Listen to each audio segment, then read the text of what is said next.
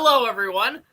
Welcome to another episode of Galactic Nerd Outpost. I am your host, Joey McGee, aka Daikaiji Spacezilla, and joining me today is once again Forgotten Pharaoh. Hello. And Galix. And soon, Abysszilla once he gets off his ass and joins the stream. But before we get to but what we're gonna do today is we're gonna discuss some video games. We'd all have 3 video games per person that we'd like to see remastered for modern day consoles. And pretty much, but before we go into that, I'd like to apologize for not getting a new video out this Sunday. Tried going for a weekly upload schedule of normal videos, but I'm gonna be honest, that's pretty fucking hard. And when you got a mindset like me, you start to get overwhelmed when you gotta realize how much work you got on your mind, and then you lose all energy. But I promise, I got a few videos coming out soon, and one a review, one's a news video, and then after that, an anniversary, re-upload towards a video for the show's anniversary, and then I plan some other stuff. So just wanted to apologize for that. But that all said, let's get on to the choices. My first... You good? You good, Galix? I'm adding some pizzazz. All right. I missed you so much. My first choice for a game that should be remastered is none other than... 1 minute. 1 minute.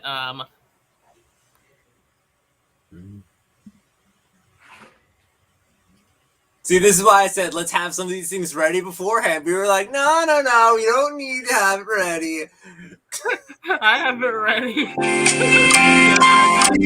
is why I'm going to be helping you out from now on. I don't know if I can co-host it.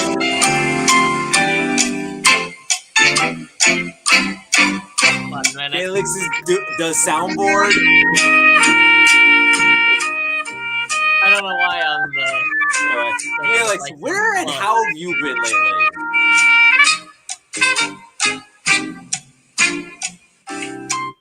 Yeah, no, it's my phone. At least you're providing some form of entertainment. Just 1 minute. Do you want me to go first while you figure that out? Yeah, feel free. Okay. Yeah, feel free to go first. So but it's nothing I need to figure out. It's nothing I need to figure out. To figure your ish out, because mine's easier to settle with. So my first game is, what is it? So it came out in 2005? No, way later than that. It's on PlayStation 2. So back in 2005, there was a series of Dragon Ball Z games called Dragon Ball Z Budokai Tenkaichi. And the first one wasn't very good. Second one got better. And unlike the Budokai series, it wasn't just a straight fighting game. It was like an arena fighter game where you could like fly around them. They had like an overworld map in some of the games, but it basically allowed you to play the Dragon Ball Z story 1-for-1 with itself. And it became my favorite game called Dragon Ball Z Tenkaichi 3. So I love this game. I've logged so many hours in it. To this day, this game costs like $80 or $90 because it was that much fun, and it's hard to find online. It was great. It was a classic, like absolute fun. I agree with Pharaoh. I lost so many hours playing Tenkaichi 3. I didn't have it for the PlayStation 2. I had it for the Wii, which made it a lot more fun because back then, when you're a kid and you've watched Dragon Ball Z, you've always been wanting to do the Kamehameha and the special moves like that. And with the Wii, with the remotes, it actually gave you the ability to sort of like do those moves. You know what I'm saying? Exactly, which is what I loved about the Wii release. And I had the PlayStation 2, and it came with obviously the game, but also came with like a little disc that had some of Dragon Ball Z's best fights on it. Oh. So I'm like, I love this thing so much. That actually does sound pretty cool. I'll admit I haven't seen Dragon Ball Z, as I've only seen a fair share. Pretty much when it comes to Dragon Ball, I started the first show about 2019, watched some of it, took a break since it's long, came back 2020, watched some of it. Wow, you were way late to this then. Yeah, and then I plan to come back to it again probably before the year is over, watch some of it, and then at some point get to Z. But that game does sound pretty awesome, especially the disco that includes some of the best fights. Let me actually get to the features of it, which is why I loved it so much. So the best way of describing Tenkaichi 3 is it's a sandbox. There is a story where you play like the Raditz, like you play the fight with Goku and Piccolo versus Raditz, and in that fight, you are like the AI is stacked against you, where you'll be hitting, but Raditz will have super armor on him, so you'll be doing damage, but he won't be flinching, and he'll be punching you through his moves, and it makes you feel like I am severely underpowered in this fight, which it's supposed to be. And mid fight, you have to press R3 to switch back and forth between the characters. And at one point, you have to just survive as Goku, where you have like 3 bars of health, and Raditz has like 7 bars of health, and you can fire a Kamehameha wave, but it does like half a bar of health. I'm like, oh my god, this is impossible to beat. It is possible to do it, but it requires a lot of stress and fighting. And a lot of the story mode is like that, where later on when you end up fighting like the Beam Clash with Vegeta turns into a great ape, which is a feature in this game. You can become a great ape because some of the levels actually have a moon in the background and they do that transformation. And a lot of the Dragon Ball Z games lost that over time. Oh yes, I loved being able to transform into a great ape. It was absolutely fun. Of course, I remember from like the menu, like when you're choosing characters to play and fight against, it was a form that you could already take on or you could transform into, which is I always loved being able to just throw that artificial moon into the sky and just be able to transform into a great ape. I love the transformations in every for every character that had a transformation. One of my favorite things where I just fought it on my own was where I would just be GT Goku, fight Great Ape Baby, and I would be a Super Saiyan 4. And as you rush at each other, they would do that like high rush clash. Oh yes, I love the clashes. The clashes were the best. I feel like a lot of the games nowadays, I've never really played much of them, but I feel like some of the games have just lost touch, you know, on the beam clashes, especially. Yes. Like I know that like games like the Xenoverse games, they do have the classic run into each other and get into the fight, the fist and feet clash and whatnot. But it's actually hard to trigger that. Yeah, it's really hard to trigger that. Like you would both have to be charged, like do like a special charge at each other, and it's really hard to get into that effect. Whereas with Budokai, you could do it all the freaking time, all the time. Tenkaichi, it was so much fun to do, and technically they did make a successor to it within the Raging Blast series, but it didn't feel as much fun. Where they made finding Dragon Balls hard because you could be doing the fights itself and you can find a Dragon Ball just lying on the ground and you can pick it up. They added in that they lost the ability to transform into great apes. They lost some of the arena part of it where you can get stuck in a building, which is a cool feature, but I like the idea of flying through buildings more. So as the fight goes on, the landscape goes from a lot of tall buildings to just decimated wastelands. And it's like, I really miss that game. And even the recent ones of Dragon Ball Z Kakarot, you can grind yourself and over level and the fights never feel fun because you end up just beam spamming a lot. And it's like, there's no reason to learn combos or learn to fight. There's no point in learning how to get past Broly's super armor when he's charging at you with a giant lariat fist. And it's like, okay, power up, grabs you, smashes you in the ground. And I miss that fear of like, I'm going to punch you and you don't care. And you can just hit me through any combo I'm doing. So I have to actively try harder to beat you then. I honestly miss that. I would really love to have that remastered now. And in doing so, I would want the GT characters to come back, Super Saiyan 4 is my favorite form, just because it makes the most sense to what a Saiyan is. Oh yes, it's really to me, Super Saiyan 4 even today it is a very highly underrated form. Mm-hmm. But you can't deny that in GT, when Goku transforms into a Super Saiyan 4 for the first time, when he finally tames the great ape within him, pretty much becoming one with it, and just obtains that really badass like form. I love the red fur, like all around his body, the red tail, the long hair, the yellow eyes. Like I understand what Super Saiyan is, but if Akira Toriyama wasn't super rushed and had time to, if he didn't do what he usually does, I would have believed that was the original Super Saiyan form. Oh yeah, like I understand, like this, the original Super Saiyan form. It's like it's tapping into your emotions, tapping into that inner rage, because really that's how Goku managed to figure it out. That's how Gohan figured it out. That's how Trunks figured it out. That's how Vegeta figured it out. We're not going to talk about fucking Goten and little Trunks just boom tapping into it. We're not, or better yet, Super Saiyans. We're not going to talk about those. I'm talking about genuine tapping into raw emotion. But with Super Saiyan 4, it was more than that. It was more than just tapping into that rage. It was pretty much taking control of the beast within, and it was really becoming one with it, becoming one with that beast, and overall obtaining a very powerful form, which I am sad is not as recognized as it should be. Because in its defense, GT had a lot of good ideas, but they didn't execute them poorly, so I can understand why it didn't do well. But I'm glad, even though the series didn't do well, that form succeeded, and it's still on now. Like, it's being used in Dragon Ball Heroes, and it's still coming out in games where it's like you can still play or use it somewhere. They're still making figures of it because they know this is still very marketable. I would want to incorporate that again.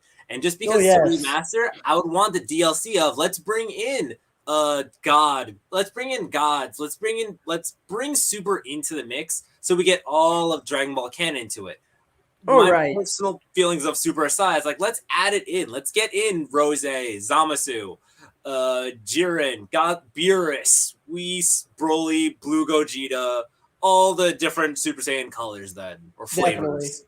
And nothing against the God forms, they're pretty neat. I like the God forms, but like I grew up with Z and GT. Again, GT is not the best series, but there are some highlight moments, of which the Super Saiyan 4 is definitely probably the most highlight moment of all.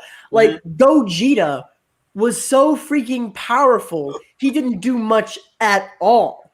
And of course it was that Saiyan pride, that kind of like, wore down the timer of the fusion and whatnot. But he was so powerful, and he knew he could destroy Omega in an instant. But he toyed around with him. That's a very Goku thing to do.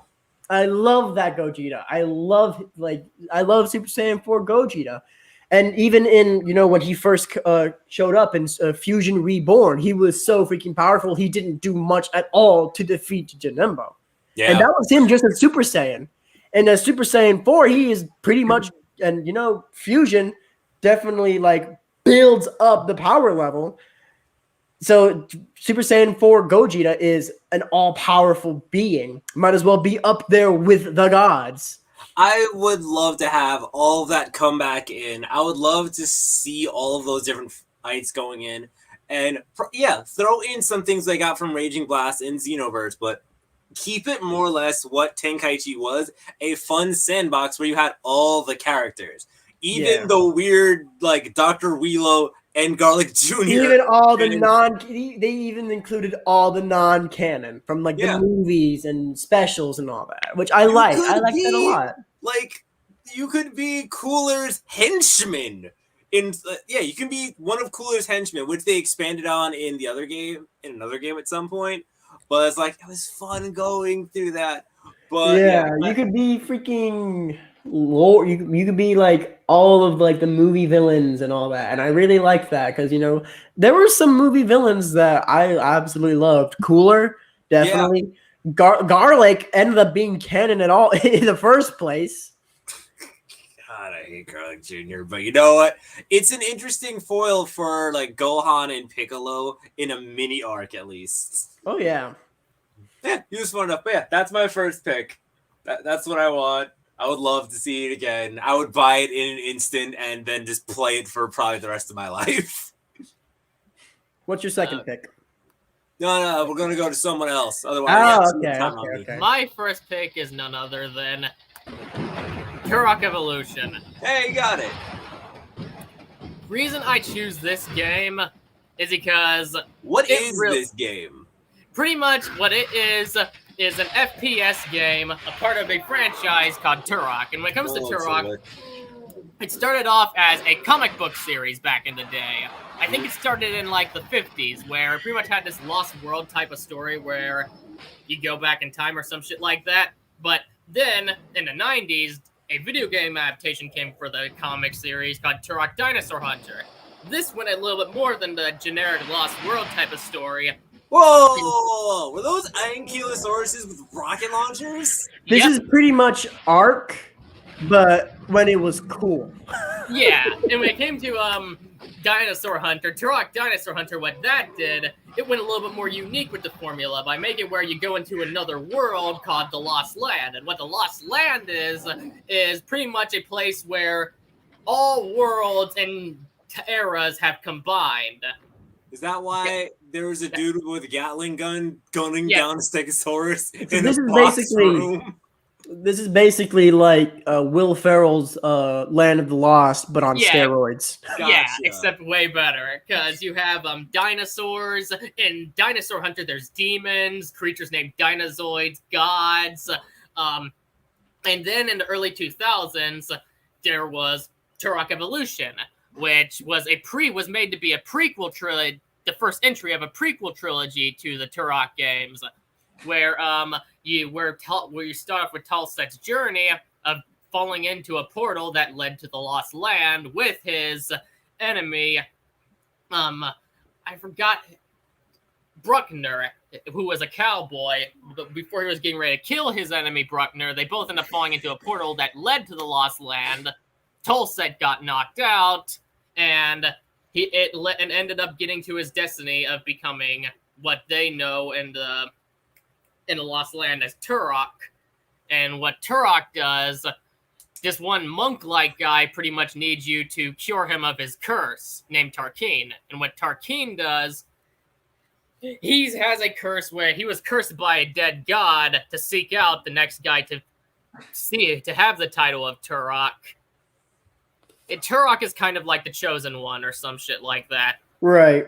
And pretty much he has to accept his title as Turok and defeat the Slags and other stuff in that world in order for Tarkeen to lose the curse of looking for the Son of Stone. It is a really good game, and what I'd personally love to see a remaster, especially since Turok Dinosaur Hunter and Turok 2 Seeds of Evil have received slight remasters for the Xbox One, PlayStation 4, and the Switch, which I highly recommend playing those because they're really fucking good. And this one, alongside Turok 3 Turok 3 Shadow of Oblivion and Rage Wars, are the only games of the series, and along with the remake, of course, in 2008, but they're the only games of the series that did not get the remaster treatment, and it is a shame, especially Evolution, because Evolution was a really good series, and it was a really good game, and it had a really good build-up story that got me interested to see what would happen in the next game. And unfortunately, Acclaim Entertainment went out of business, which is what led it to being left at just the first entry in the prequel trilogy. We did not get an Evolution 2 or 3, even though that would have been really fucking good, and it would have been nice to see Talset's journey into becoming Turok get wrapped up. And I know the game has its flaws. Like, I'll admit, when it comes to climbing, it is a little off. And the graphics for 2001, I'd say, are average. Not good, not bad, but average. So if we got a remaster of Evolution, I think they should go all the way on reprogramming those graphics. Not only go Halo 2 level, but go even more so on remastering it to make it look great for even today's standards. Right. I mean, that'd be interesting to say. I remember playing Turok. Not much though. It's a distant memory, but I remember playing Turok. It was on the GameCube, right? Yeah, GameCube. Yeah, I remember playing the GameCube version many moons ago. You played Evolution too. I'd want to know context for that Ankylosaurus, the rocket launchers. Can I ride Ankylosaurus? Unfortunately, you cannot. The Ankylosaurus is your enemy. Wait. If we're remastering it, can we put a mechanic in where I can? Yes. You got me. Might as well become the Far Cry Primal Beastmaster. Yeah, I'd like to see where you could ride the Ankylosaurus, especially since in the prior game, Turok 2 Seeds of Evil, you can ride a fucking Triceratops. But to be fair, in Evolution, you have levels where you ride a pterodactyl, which are fun, but are so fucking hard. They are the most relentless levels I've played in any game ever. Like, they're really hard, but I can't really fault the game for that since they are really good. But I'd like to add that. I'd also like to add in the multiplayer where you can play as a fucking T-Rex. You can play as a Velociraptor, play as a T-Rex, add Lord Tyrannus in the multiplayer, and add Tarkine. That's what I'd like to see, along with more variety of people who could play instead of just 4. That would have been amazing.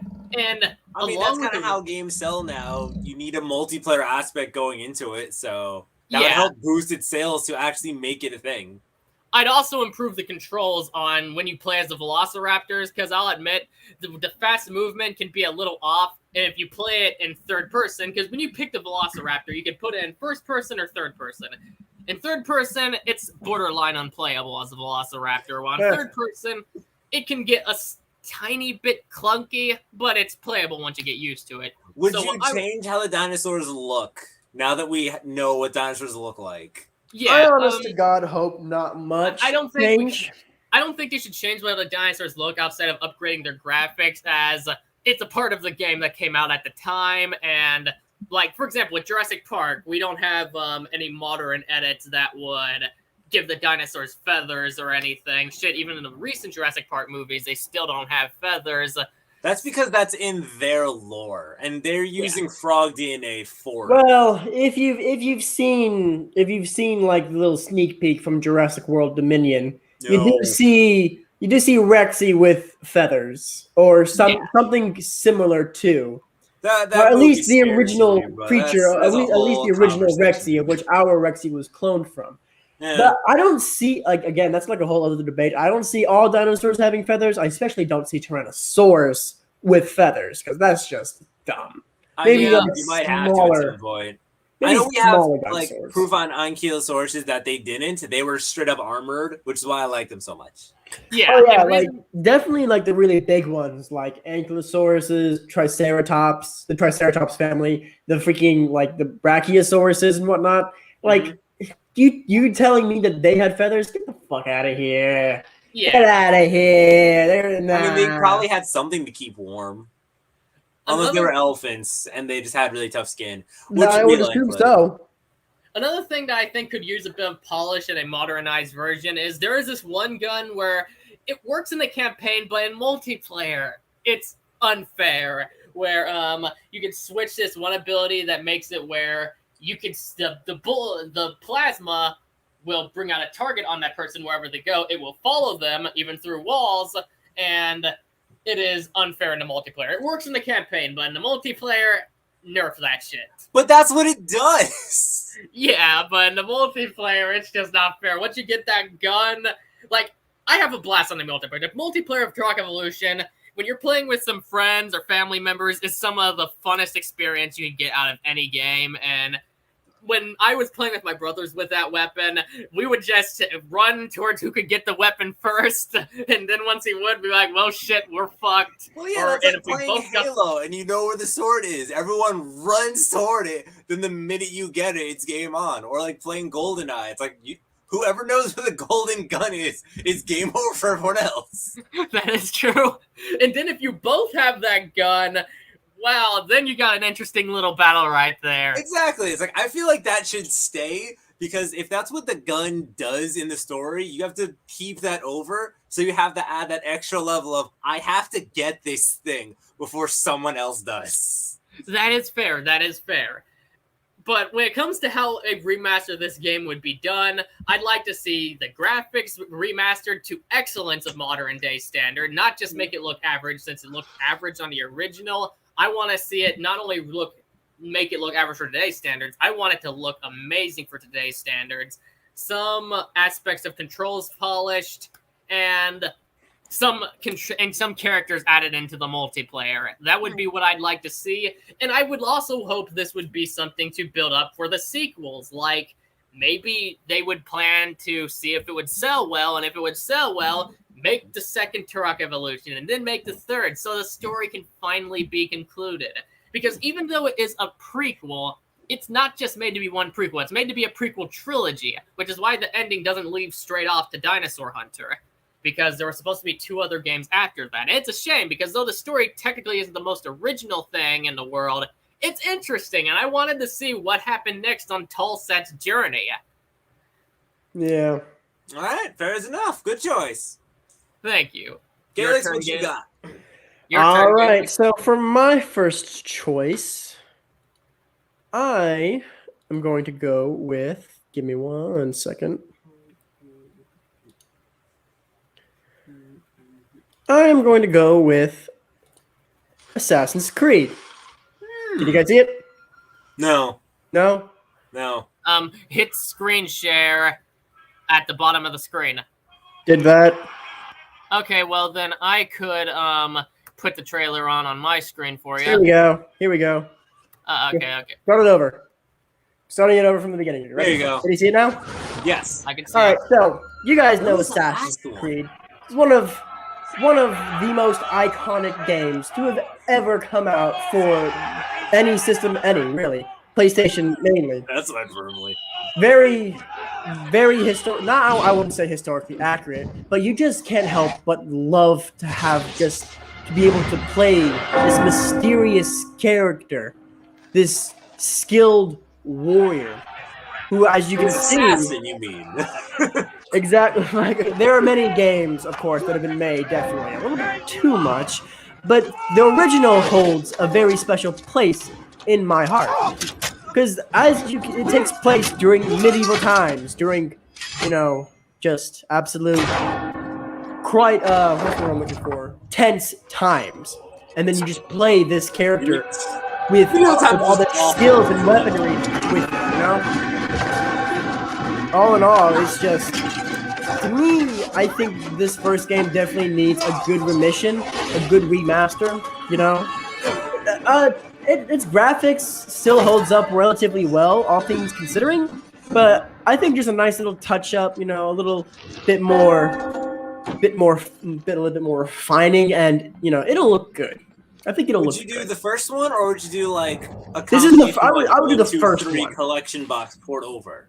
I would do the first one, just the first one in itself. I wouldn't do like a whole collection, because there's a lot.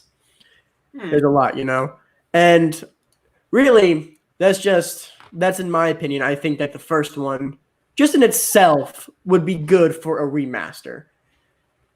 Granted, of course, the Assassin's Creed games are notoriously famous for being just too damn long. You know what I mean?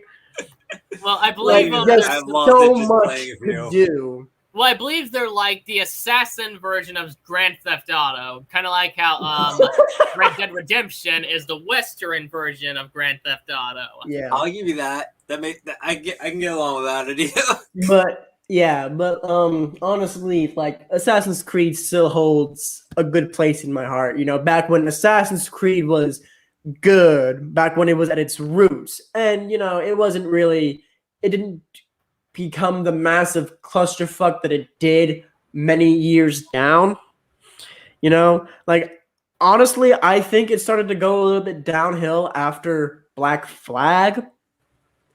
Unity was all right. I never really cared much for it. I loved Syndicate because I love Victorian or like old Victorian style, anything like that. I loved Syndicate.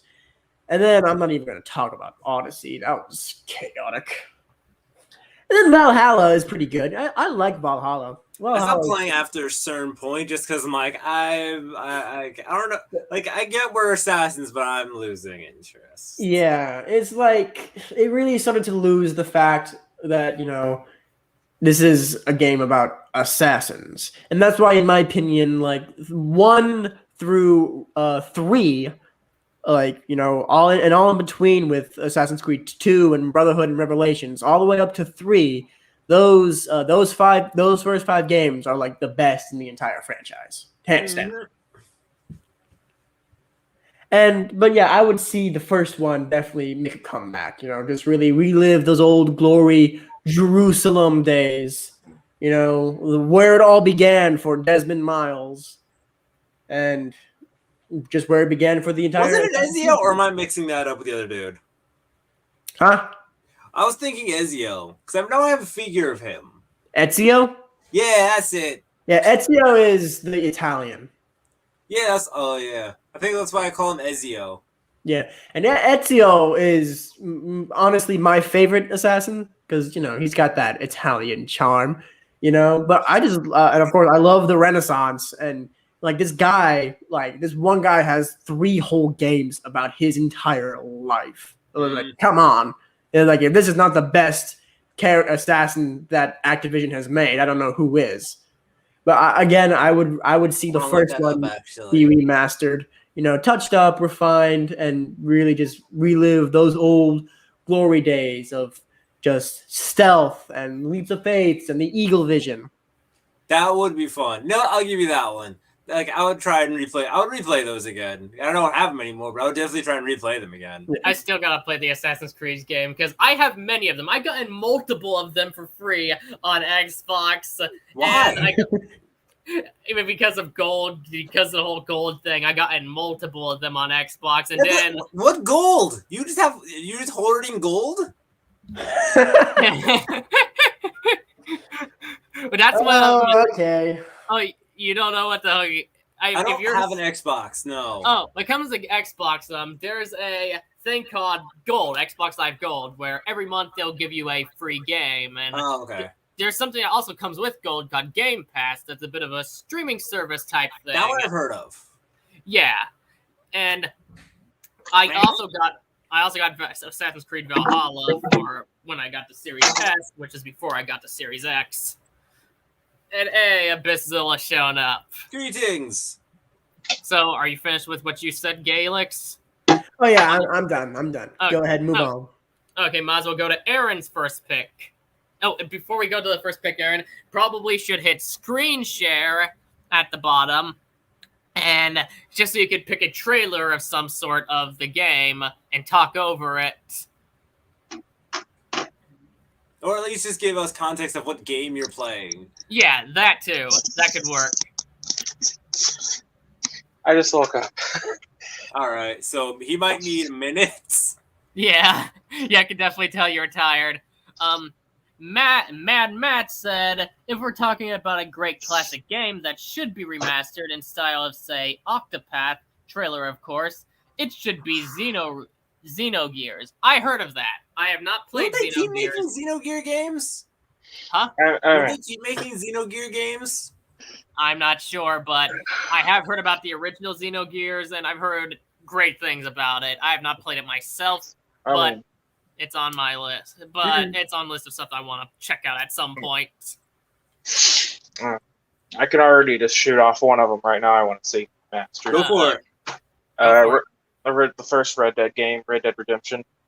Okay, Red Dead Redemption 1. Mostly because how there was a lot of stuff that they talked about in the second game. They don't really say in the first game that happened. Like Arthur Morgan, the main guy of Red Dead 2, that they don't really talk about him at all. When he was like pretty much one of the main characters.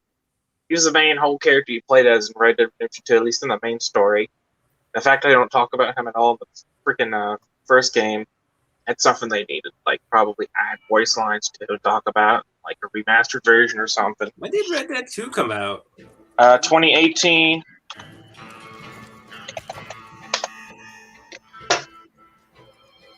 Yeah, that's still a fairly modern game, isn't it? Yeah, the second game.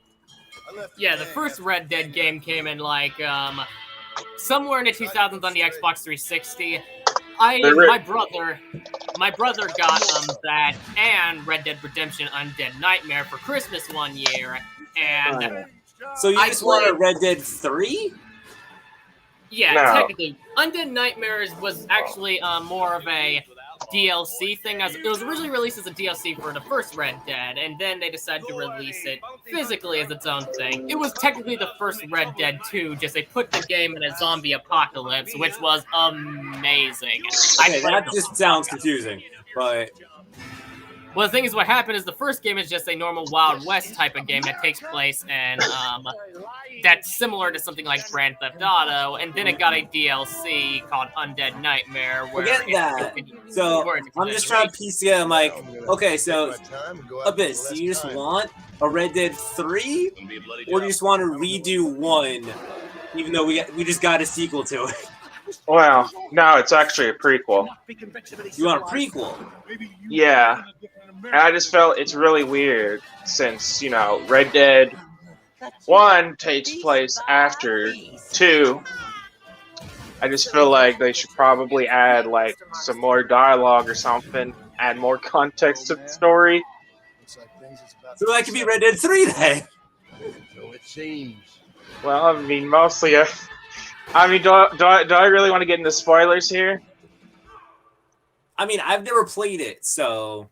And it's been out since 2018, as you say, and it's The on second most game. current consoles anyway. The second game. The first game was Xbox 360 and PS3. Yeah. That's the one I want mastered. Yeah, the first game. Does that include Undead Nightmare, or would that just be the first? Since Undead Nightmare was originally released as a DLC before being sent as a separate game. Might as well make...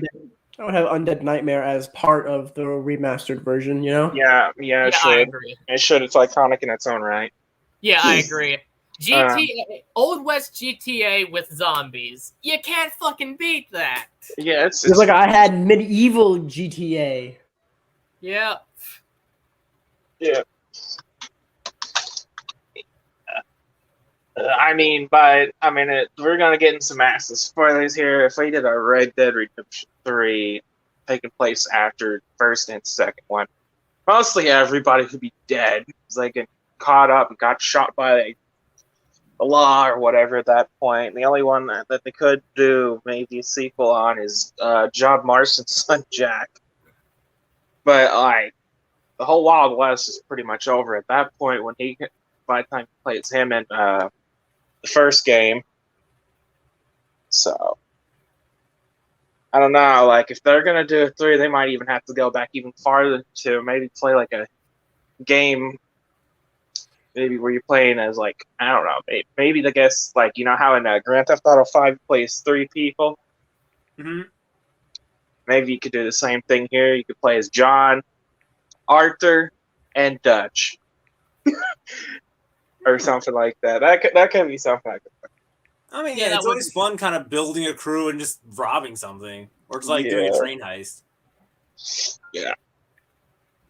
Maybe have the game end at Blackwater because that's where Red Dead Redemption 2 starts off. It's them trying to get away in the mountains, gotten away after a failed, miserable heist, and that's where the game started to go downhill throughout the game and stuff.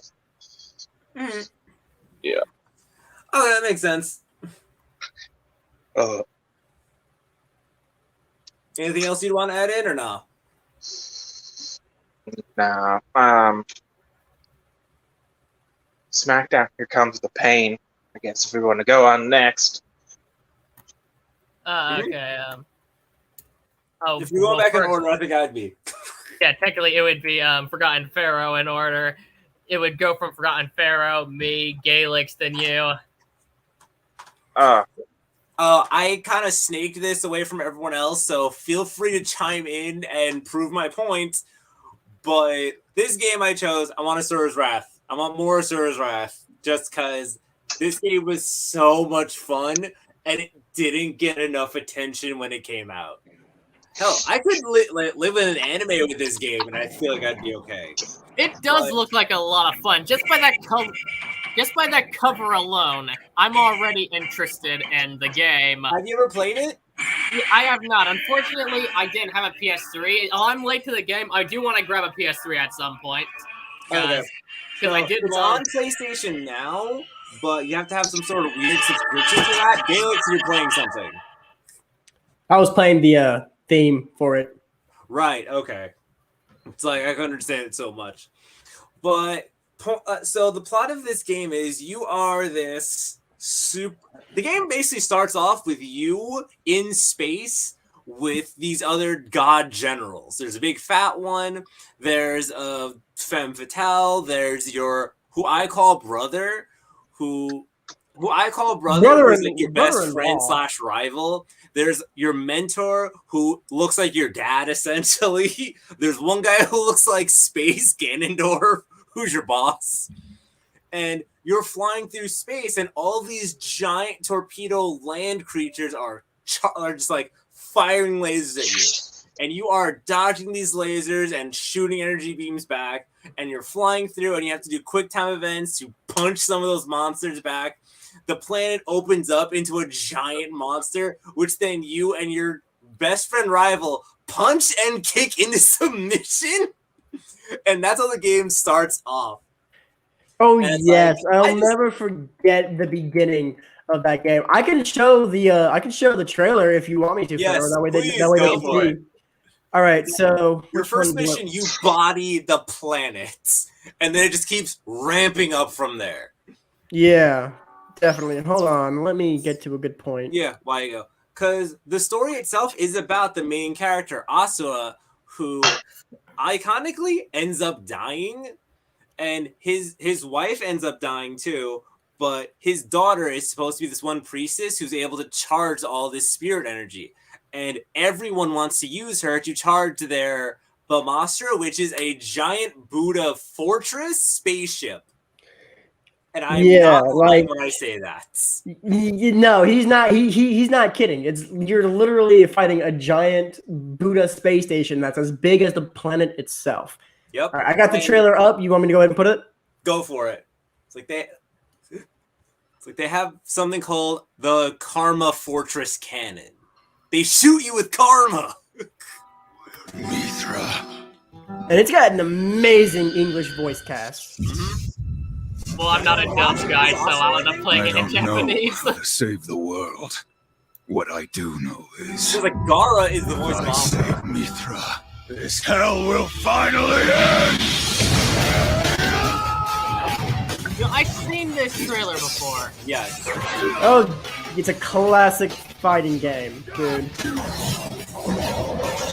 So... whole story is coming back from the dead to get his daughter from the people who betrayed him. So he has to go through his own armies, his friends' armies, because they really don't like Asura, because he's such a hothead and he's angry constantly. And it touches into so much folklore, actually. So much. Yeah, like every creature, the art style, the designs, Asura's 6 arms, just all of it radiates like far Middle East folklore. The monsters themselves look great. They touch in, like, I could go on about it. I love the music going into it. Yasha's theme is a Western, and he fights just with kicks. Look at that. That's the giant fortress cannon, essentially. Fight the will of the That does look like an epic game. Holy shit. And the game plays like it's an anime. Like there's a mid-credits like page break. When you're done with one chapter, it actually has like an end credit sequence of who worked on this specific chapter, followed by next time on Asura's Wrath. Can Asura, like it has voiceover of Asura just learned of blah blah blah. Can he be able to get story before blah blah blah happens? It's a story being told. and you're living through the story. And it's, of course, with these classic like Capcom games, there's a rating system as well. There's a rating for like how many combos, like how quickly you can get the thing done in time. Everything's like graded and like it's typical fashion grading sense. S being the highest, A being all right, B, C, D's, all that. One of the downsides was that the true final ending was a DLC. Oh my god, yeah. That was kind of annoying, but I'll be honest, the ending was still really, really good. Where at one point, literal God is saying, God. Hey. Capital G. Now these demigods, capital G God. Yep. The one who says, I created this universe, I've created multiple universes like this, and I need someone to watch this universe for me while I go to another one. And he's like, you have proven to surpass all of my tests, so I want to give you this universe so I can move on. And Asura's like, no. Bitch, you made my daughter cry. Now I'm going to punch you out of existence. Specifically, he says, I don't want God people to pray to me, he made his and daughter I don't cry. want to pray to anyone. All I want to do is punish the person who made my daughter cry. That's for all he cared punching about. God in the face and then starting the final battle. He didn't care at all if he would have destroyed the entire universe or the world. He didn't care at all. He only cared about one thing, and that was to punish any and everyone who betrayed him, killed his wife, and made his daughter cry. Like, also like peak dad vibes, where it's like he will go through literal hell and heaven to get back to his daughter and protect her. Which is what he's done like twice. Yep. He has died multiple times in this game, canonically, and then you crawl your way back up, essentially what's the underworld version of Corrin's Tower, to get back to life. It is like, as you've seen, it's very like Hindu based, but it's also got a bit of like the 7 Deadly Sins vibe as well, because it's also got its own unique version called the 8 Mantras of the World. Yep. You've got pride, you've got lust, you've got greed, you've got gluttony, you've got melancholy, you've got vanity, violence, and wrath, which is what Asura is. He is the personification of pure wrath. Yep. It's so much fun. They had other DLCs going into it where you end up fighting like Akuma for no reason.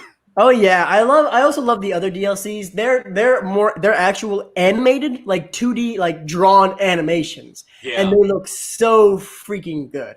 And the thing about Asura game, the Asura's Wrath game, is that it's also a QuickTime event game. So you have to be quick to hit a certain button, or you'll like lose your footing, or you won't have as much oomph to your attack.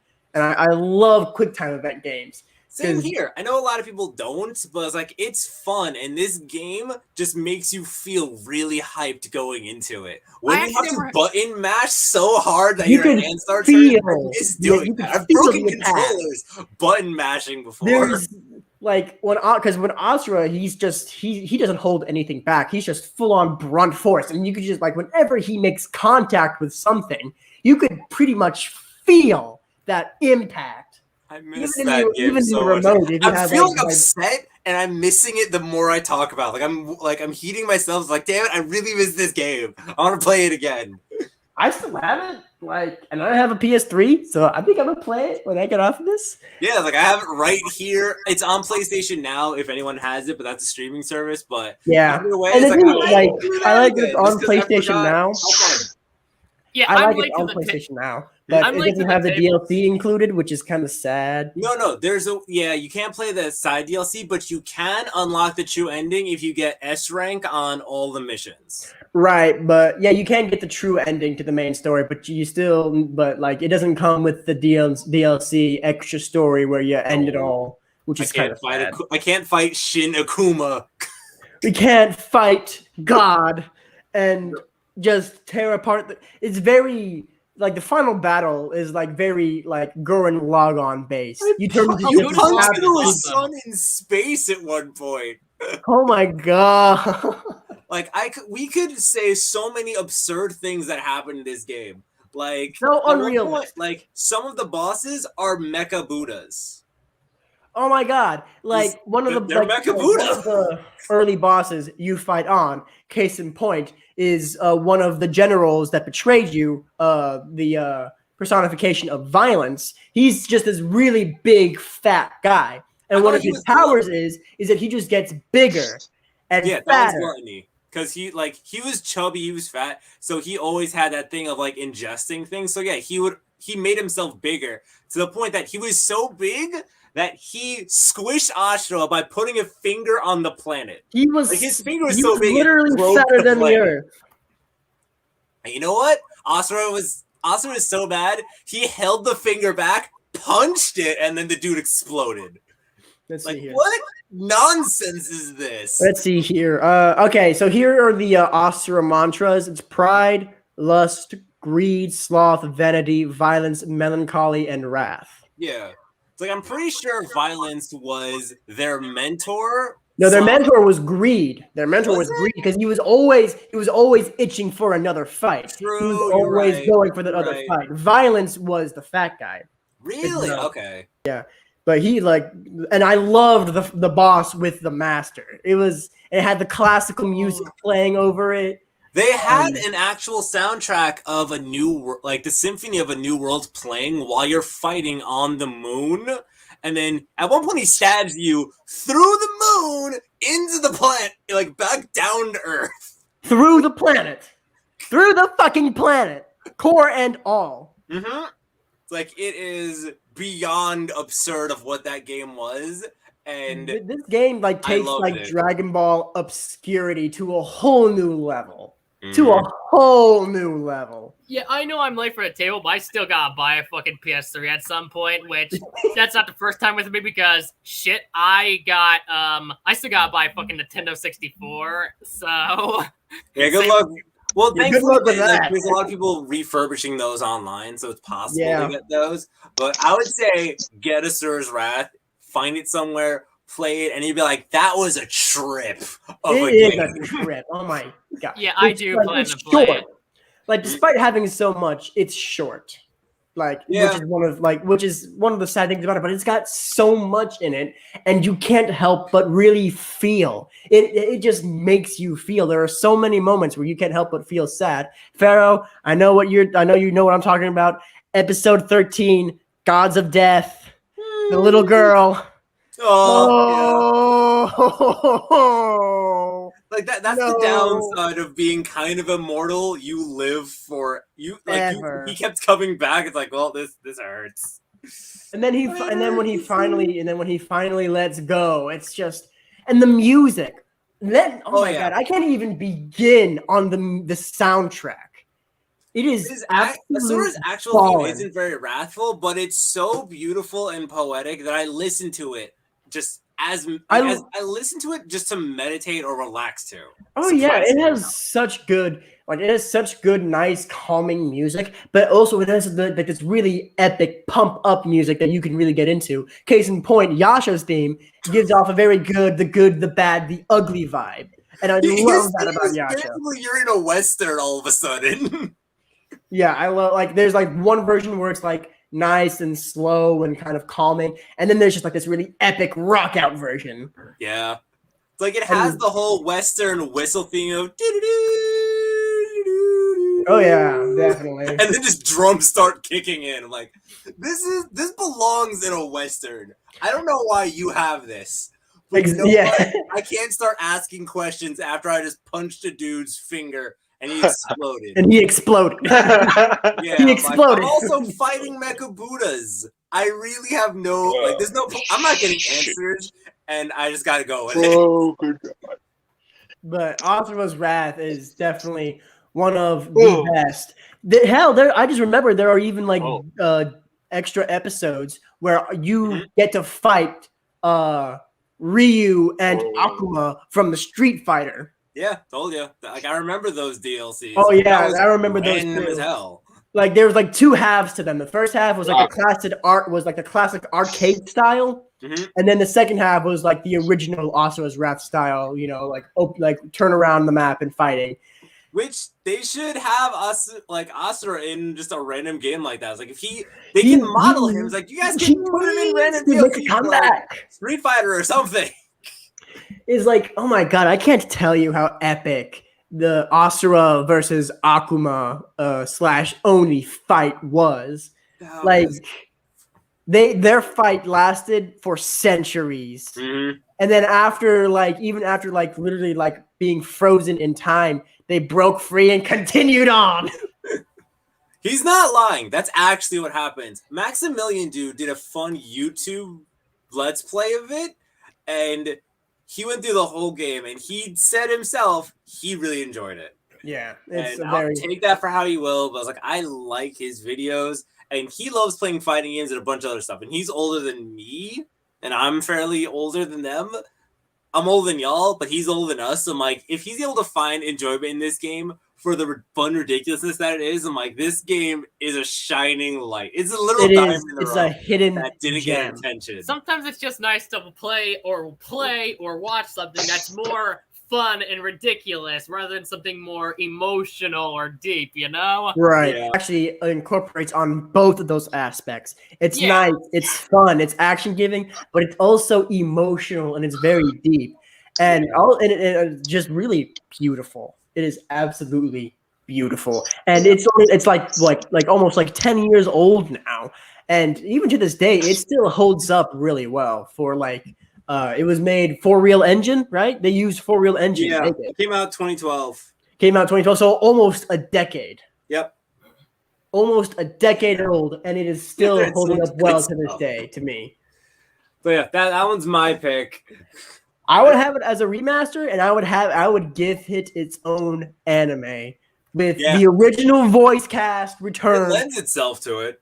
Yeah, because if Capcom's they're releasing these movies and shows now with Resident Evil and Monster Hunter, go back to Asura's Wrath. Yeah, bring back the original voice cast. Liam O'Brien. A lot of them are still probably around too. Yeah, I know Steve Blum would get on board. Steve Blum would get right back on board to play the flamboyant villain, Mr. Orochimaru style. I would love seeing that still. I got my cat chasing around now. She's all right. So who's next? I'm gonna go. I'm next. Yeah. All right. What do you got for us, Joey? What do you got? I'm gonna go for the Ultraman Fighting Evolution games. I'm not sure how many of you played these, but these I've never heard of them. Pretty much what they were. I know all of you know of Subanaya Production Ultra Series, right? Yeah. Is that Red King? Yeah, that's Red King.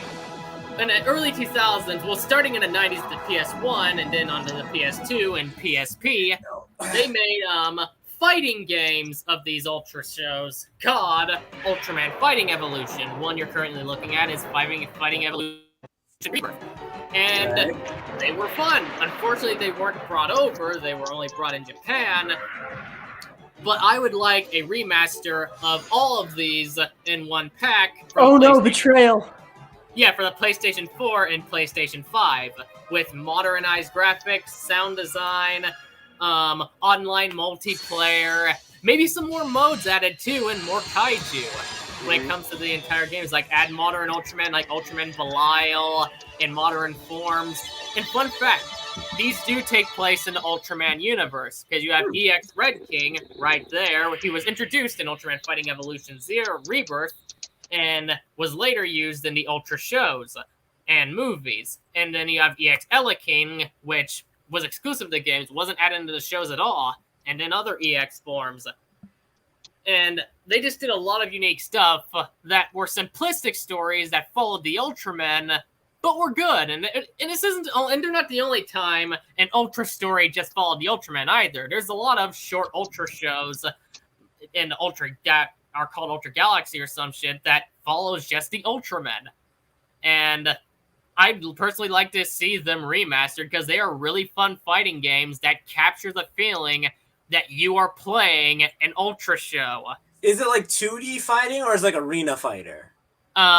It's kind of like a Mortal Kombat style fighter, Mortal Kombat Street Fighter. Okay. It's kind of like that. I'm no expert on the types of words of arena fighter or some shit. I think it would. Arena fighter is where you can there's 3D space where you can move forward, back, up, down, left, right. Where 2D is just back and forth generally. They're kind of like what Mortal Kombat Street Fighter is. Yeah, it's an arena fighter. Like Mortal Kombat Street Fighter. Other way. Yeah, and it feels exactly like what you'd expect of an Ultra game. When you're playing an Ultraman or a Saiyajin, you feel like that character. It has the exact moveset you get out of the shows and the movies, the exact abilities, and you get the moves of that monster. Like, I often found myself playing as Red King, because Red King is one of my personal favorite monsters, and I felt like Red King. You can throw rocks like he does. You have his one beam ability of explosive-like rocks, his brute strength, but it's just a really fun experience, and I would like them to remaster all of the Fighting Evolution games for the PS4 and PS5 and do it in a pack and release it overseas too, because it's a shame that they only got released in Japan, as far as I know. I know they didn't get released in the US, and Ultraman, I think, has a big enough community here now to release them. And then having an online grown over time, because I haven't spoken to a lot of people about Ultraman too much, and it's always kind of gone under my radar, where it's I never saw it online or on TV as much as Godzilla or Gamera was. Yeah, but that's mainly because I guess you could say the advertisement, I think. That's because but Godzilla, Ultraman is definitely more popular in Japan than it is here, because in Japan, Ultraman is freaking huge. Like, they Godzilla, love all sorts of Henshin style, Kamen Rider, Super Sentai, Ultraman things. They love that stuff. Yeah, the Japanese love it, and unfortunately, a lot of Americans don't respect that type of thing, and a lot of Americans don't even. It's a literal different culture. Yeah, shit, even a lot of Americans don't even respect stuff like Godzilla, and it's a shame, but the community for that stuff is growing, and I think releasing a pack of the Ultraman Fighting Evolution games remastered with more modes, more Ultraman, more Kaiju, more Saiyan, and online multiplayer, that would be amazing by releasing that worldwide, and maybe afterwards coming with an Ultraman Fighting Evolution. I can't remember how many games there are, but they're quite a bit. The last one came out on the PSP called Ultraman Fighting Evolution 0. Oh, that's been a while. Yeah. I'm going to be honest. I don't really follow. I've never really followed along with the Ultraman story continuity in its entirety. I've always known about it. I've kept tabs with it, but I've never I say I kept tabs with it, but I never really kept up with it. You were aware of it. I never watched much of the movies or shows or anything like that. But I do know what Ultraman is. Really, the only show I watched is the Netflix anime, which I thought was really good, and I'm hoping they come out with a season 2 soon, because it was actually really good in my opinion. I feel like that's been in development for a while.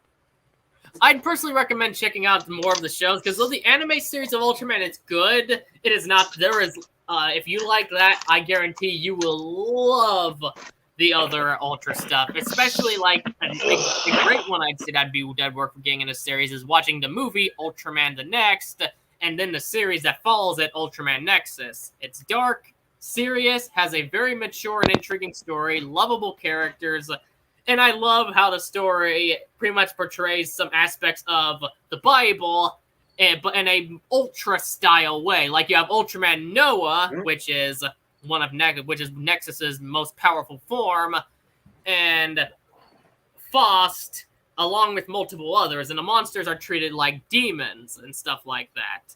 And even though you have Saiyan in the show, they're not treated to be any different than the monsters. They're all treated to be demon-like beasts, which I believe that's what they're referred to as. They're referred to as hell beasts. Very long, so it has to. I know. I always liked when stuff would use religious symbolism, even though I'm not very religious myself. I do think there is a lot of stuff in religious aspects that does work great in storytelling formats, and Ultraman is a perfect example of that.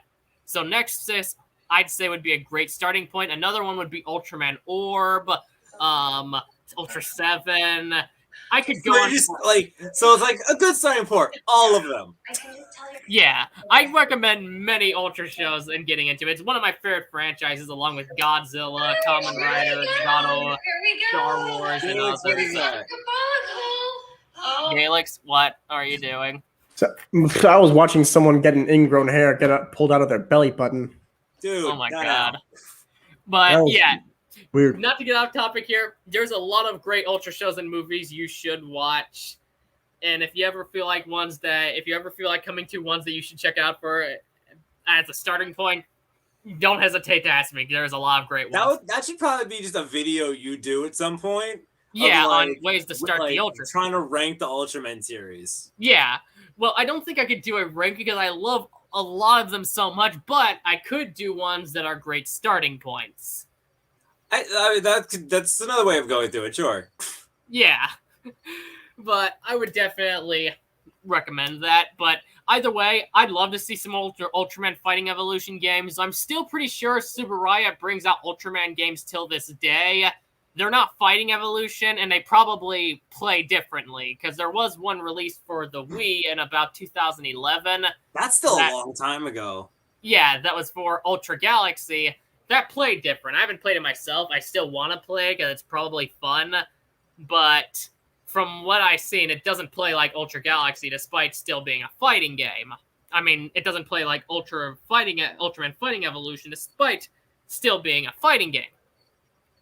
So I would like to see a remaster of the Fighting Evolutions game brought over worldwide. There is some sort of Ultraman game coming out, or is out, for the Switch and PS5. Oh, what's that one called? Ultraman Deluxe Override 2 Super Merch League. I don't know what that is, but Ultraman's on the cover. Okay, sounds interesting. But either way, I still would like to see a remaster of all the Fighting Evolutions games, since they were their own style. They were fun. They were tied to the Ultra universe. And it's a shame that they were only Japan exclusives, because I played them through emulators, and I could safely say they are a blast to play through. And I don't see why any Ultra fan couldn't get any enjoyment out of it, because it's like, you know how like the Godzilla PS4 game felt like you're playing in a Godzilla movie? Those feel like you're playing in a Ultraman show or an Ultraman movie. That's what made them so good. And I couldn't recommend them enough. They need a remaster brought over worldwide. Okay, fair's enough. Me. Next research on that one then.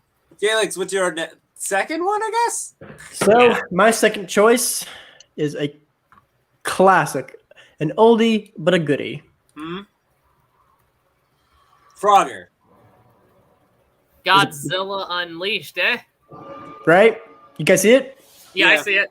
I still say you should have picked Godzilla Unleashed. Now, I cannot begin to tell you I mean, you're about to. just how much of a gem this this game is. You're about to. And Save the Earth. But I played Unleashed only. I never played Save the Earth, so I'm kind of biased to Unleashed. But I think Godzilla Unleashed more than deserves a remastered version in its entirety. Update, like, of course, you know, like, if you look at it now, like, some of the graphics are a bit meh, but even still, like, there's a lot of things that do hold up relatively well. Yeah. Like, isn't that just because of, like, the time it came out, more or less? For the time that it came out, it was one of the best Godzilla fighting games out there. And, you know, it's kind of sad when, like, a Godzilla game from way back then is a bit more preferred than one that came out early on, like, later on in 2015 in the form of Godzilla for PlayStation 4.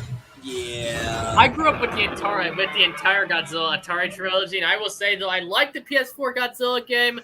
It's got a lot of issues, and the entire Atari trilogy blows it out of the water. I actually would have added the Atari trilogy on this list until Galix told me he was adding Godzilla Unleashed. I was like, okay, I'll let him have that one. Oh, what? Yeah, because I stole Asura's Wrath. Yeah, I was like, I felt bad. I was like, he already had something stolen from him. I'll let him have Gods. Fair, I called dibs on it first, so Yeah, the Atari trilogy. Oh, whatever. But yeah, I love the Atari Godzilla trilogy. They are the best Godzilla games to this day. So in terms of accuracy, I don't know those entirely. I don't know those entirely. There you Oh, are. you haven't played them? No, because I didn't have an Atari growing up. Oh, they're the Pipeworks. They're not for the Atari. They're made by Pipeworks and the company Atari. That doesn't help. I don't know what they're for. You never played Destroy All Monsters Melee, Save the Earth, and Unleash? Yes, I have. Never mind. Yes, that's the Atari trilogy, aka the Pipeworks trilogy, my guy. Okay, I didn't know. Yeah, I played Save the Earth like a bunch of Godzilla, times. as you know, Godzilla is one of the greatest, shall we say, statures out there in terms of franchises. media. Let's put it that way. It's star. the longest going franchise. One of the longest going franchise, really next to fucking King Kong. It's actually longer than King Kong. Kong does technically King Kong does predate Godzilla, but Godzilla's been actively more in theaters. There's definitely a lot more to Godzilla than King. Yes. King Kong was the first. But Godzilla really refined the whole fact. Despite the fact that Godzilla was sort of like inspired by Beast Below 20 Fathoms, which is a classic in itself. Fathoms, my guy. Which is a classic in itself, and I would love to see a remake of that. I don't. would love to see a remake of all the that was so on point for the times. Like, let that be. I don't want to see a CGI version of that. Yeah, maybe a remaster of it in color, but I would just like to see, like, as you know, like King Kong back in like the 1920s for its time was another thing you got incorrect. What now? 30s. Oh, 30s. Am I gonna have to go over there and slap you for all the shit you're getting wrong? My bad, fool. I'm sorry. Take that 3-hour plane flight. Yeah. I'm gonna have to put my foot in his ass. He's gonna wake up with that. Oh God, no. But like, you know, King Kong back in the 30s. What was it? 1931? 1933. Three. He's gonna wake up with my really, and you know, pretty much. I think it was King Kong that started the whole monster genre, didn't it? Yeah, it did. Yeah. So King Kong, the founding father of the entire monster movie genre, and then like later on came Beast from 20 Fathoms, and then the Giant Claw. I would love to see a remastered. That movie. Ugh. I would love to see a remastered of the Giant Claw and Beast of 20,000 Fathoms. Let the Giant leave Claw them on their own. They're gems. The Giant Claw is hilarious. Jackson. It's only funny because that monster looks so ugly. I know, it looks so ugly. They never really revealed it until the end or some shit. That and like, oh God. That and there's parts of the script that are just freaking ridiculous. Like they described the bird as big as something a battleship. Yeah, but another way to describe it, I think someone described it as that's a always woman. how they describe it, as big as a battleship. Yeah, that's one of their descriptions. But one of them said it looks like a woman with plane wings or something like that. It's been a while since I watched the movie. That's dumber than saying it looks like a battleship. That's accurate. In that movie's defense, Oh, the actors did a solid job. They didn't know what the monster would look like. No one knew what it looked like, so they were just reacting to something they thought was scary. So when the actors went to the theaters and saw the creature for the first time, people laughed and they were like, "Oh my God, this is hideous!" I heard this good work for a dumb-looking creature. I heard one of them walked out of the movie when people started laughing. Yeah, because it was just that. It was just dumb. Yeah, it was just that dumb. But anyway, back to what I was saying. So Godzilla Unleashed, right? Right, Godzilla Unleashed. So as you know, Godzilla, one of the most well-recognized franchise in the entire world. Movies, TV shows, even he gone. Okay. He's an abyss. He shows up when he needs to be. All right. And video games. Definitely video games. And I personally believe that Godzilla Unleashed, hell, you know what? I'm just going to go ahead and throw it in there. The Atari trilogy in itself. Yeah, that's what I was going to do. Remastered version for current consoles to just give back, just really give what the Godzilla PS4 game couldn't give, you know? Not saying it was entirely bad. There were some aspects to it which were pretty neat. I really liked the whole feel like you were in a movie in itself vibe. But there was just so much that the Atari trilogy gave that the PS4 version doesn't give. It had a lot more replay value and a lot of free play aspects and game modes where you could play with friends or you could fight the computer on its own. As someone who played Save the Earth a lot growing up and a little bit of Unleashed, I would play with my best friend Dylan. And we would just do like tag team fights, like me as Godzilla, him as Rodan or King Ghidorah or Kiryu versus like Gigan and Mecha King Ghidorah. Or it'd be like Godzilla and Kiryu versus Ghidorah and Mecha King Ghidorah. Or us versus a very hard AI where it'd be 2-on-1. Or it'd be like two monsters versus a Godzilla, just to see how much fun we could have reliving those fights where we can't do that in a lot of current games. They won't give you the option of you versus computer or you and friend versus computer. It's always you, then just multiplayer. Yeah, it's a shame because playing with someone that's in a room with you is some of the best experience you could ever get out of gaming because it's a perfect way to bond. I'm not saying I'm friends. I'm not saying you can't play with friends online. I have a lot of long distance friendships, and playing online with them is amazing. But when it comes to people that I can play with that are in the real world, like, well, not in the real world because even online friendships are in the real world, but are close to me, I'd rather be sitting down and playing. Couch co-op. Yeah, co-op. And it's a blast. Like, when I could play the Atari Godzilla trilogy, I could just turn it on and just have a lot of fun. And even though the campaigns of the games are insanely short, the stories are very straightforward and simplistic, so they didn't really need to be any longer. No. They put a lot of detail into the fighting mechanics itself, and I would actually add in that if they're going to remaster it, add in some of the new monsters. Okay. Definitely add in some of the new Mutos or some of the other Titans. You know, have like a whole legendary pack with the legendary versions of the old Toho classics. Yeah, that would be amazing. I would love to be able to play as or play against 2019 King Ghidorah. Yeah. To me, that is the best version of Ghidorah. To me, I love that version. Very different personality where it wasn't very beam heavy like the other Ghidorahs are. That one got up close and fought and grappled a lot. Up close and personal. He was, because as you know, Ghidorah mainly relied on like his wings and like his electro breaths and all that, you know, to keep Godzilla at a distance and whatnot. But with 2019 Ghidorah, he didn't worry about all that. No, he knew he was a force to be reckoned with. He knew he was strong, and he knew he could get up close and personal and really just be straight up slamming city blocks with Godzilla. Yeah, I always love that Dougherty really also added into the fact that the three heads were different from each other. Had their own personalities, which has kind of like always been like a debate for like years. It was like, was it all like one singular intelligence, you know, just multiple heads, kind of like a hive mind thing, or were they all their own individual heads?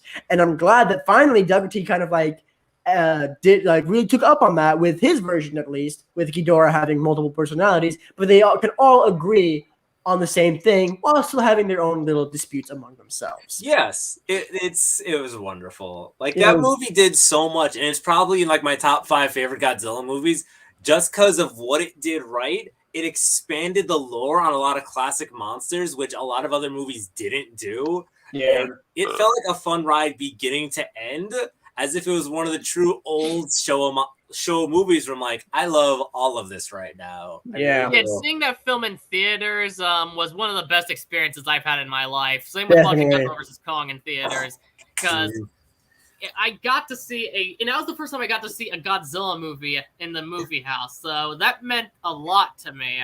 Same. Honestly, I think it's the same.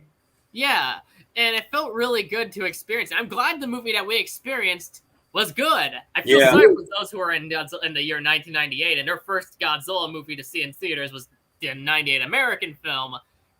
Which also is like, it's kind of ironic how like 98 is like definitely like, really not like the most well received with the hardcore old school Godzilla fans, but to this day it is still like one of the most highly rated Godzilla movies ever. Problem is, it's still it's an interesting, fun movie. Godzilla's the name that helped sell it. But which would cause it to be like as highly rated as it is. Yeah. But and again, people wouldn't have been as angry with it. And when it came to how the movie sold, I do enjoy 98, though it is one of my least favorites. I do enjoy it, but I do have a lot to say on when people go, "Oh, it's more successful than most of the Japanese movies," because again, ironic. Because in short, that movie was being released in worldwide theaters, America, Japan, and other parts of the world, while the Japanese movies were only released in full run in Japan and occasionally limited in other parts of the world. So it's not really fair of a comparison. And it really wasn't until later when they started releasing American releases with English voiceovers and whatnot. Yeah, but those are only limited run films, and they still weren't released worldwide like 98 was. And the thing about in foreign countries, foreign films often get the same treatment as their movies, at least in Japan. Like in Japan, Godzilla 98 got a full run. So, but to bring my whole point around, Godzilla Unleashed, the entire Atara trilogy in its entirety, remastered for current consoles, add in, like a pack or something of that much, legendary pack or something of that matter, or hell, even bringing in fucking Shin Godzilla or Godzilla Earth or Godzilla Ultima. Hell, even bringing in Godzilla for the new ride that they made. Really just bring in everything. Bring in fucking Kong. Bring in motherfucking Kong. That makes sense. He fits himself well as a fighting game character. Yeah, and I always wanted him.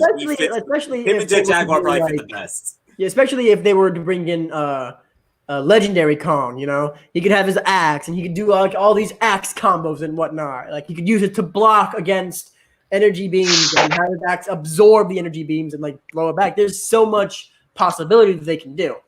But once again, to bring it around first circle, Atari trilogy, Godzilla Unleashed, remastered. Give it to me. I like it. Luckily, we are getting some sort of an unofficial remaster of Save the Earth. It's not official. It's in mod format, but Godzilla Save the Earth Melee, aka Godzilla Save the Earth Overhaul, I am really looking forward to that because the graphics are getting upgraded. You're getting movie-accurate monster designs and roars. I think they're even adding new monsters into the mod, and new abilities, which I'm really looking forward to that. It looks awesome. Yeah. We shall see if and when it comes out. Yeah, it should come out, because according to the people who are making it, they've done their research, and as long as they aren't profiting off the mod, they're free to go, which I believe, because you have games like GTA, Skyrim, etc., that has Godzilla and Kong mods, and Toho never took action. Yeah, so, plus... Yeah, but I don't want mods, I want the game. Yeah, I want the games to be on modern consoles, too. I'm just saying that, at least we're getting some form of remaster with more added in unofficial format, but still, it's going to be a blast. Yeah. Fair enough. Abyss, what you got? SmackDown Here Comes the Pain, which... Which? It was a game on the PS2, and most wrestling fans would say it's probably the best wrestling game you... Oh, yes. Classic wrestling game. Yeah. I lost the whole wrestling thing. I never got through that. I grew up with SmackDown Here Comes the Pain, and I could safely say, that is one of the best...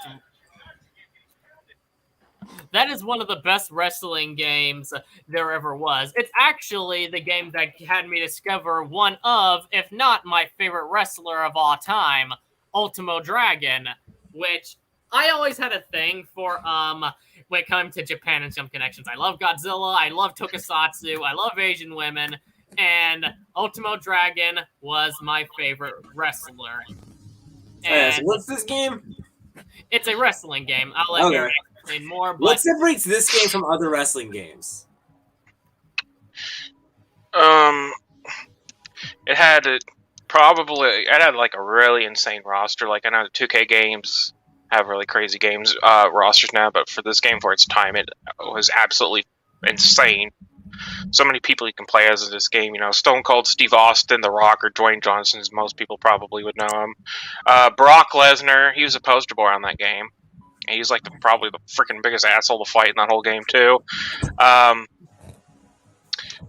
had a great like season mode and stuff to unlock everything. Good customization of moveset. And it would probably look fantastic if it looked like a modern game.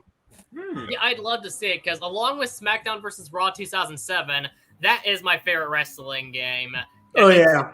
It's what got me into wrestling, too, because the thing about it is, I remember one year I grew up with a game called Backyard Wrestling, and I had fun with it. I used to play with my siblings. And oh, wait, this is a remastered game? Yeah, I grew up with this game called Backyard Wrestling, and one time the game died and came out to get it, and we couldn't find Backyard Wrestling, so by memory, we ended up picking up SmackDown Here Comes the Pain, which, if memory serves me right, I was either wanting that or that Incredibles game, even though I have not seen the movie to The Incredibles, admittedly. Wow, you're missing out. That movie, those movies are pretty good.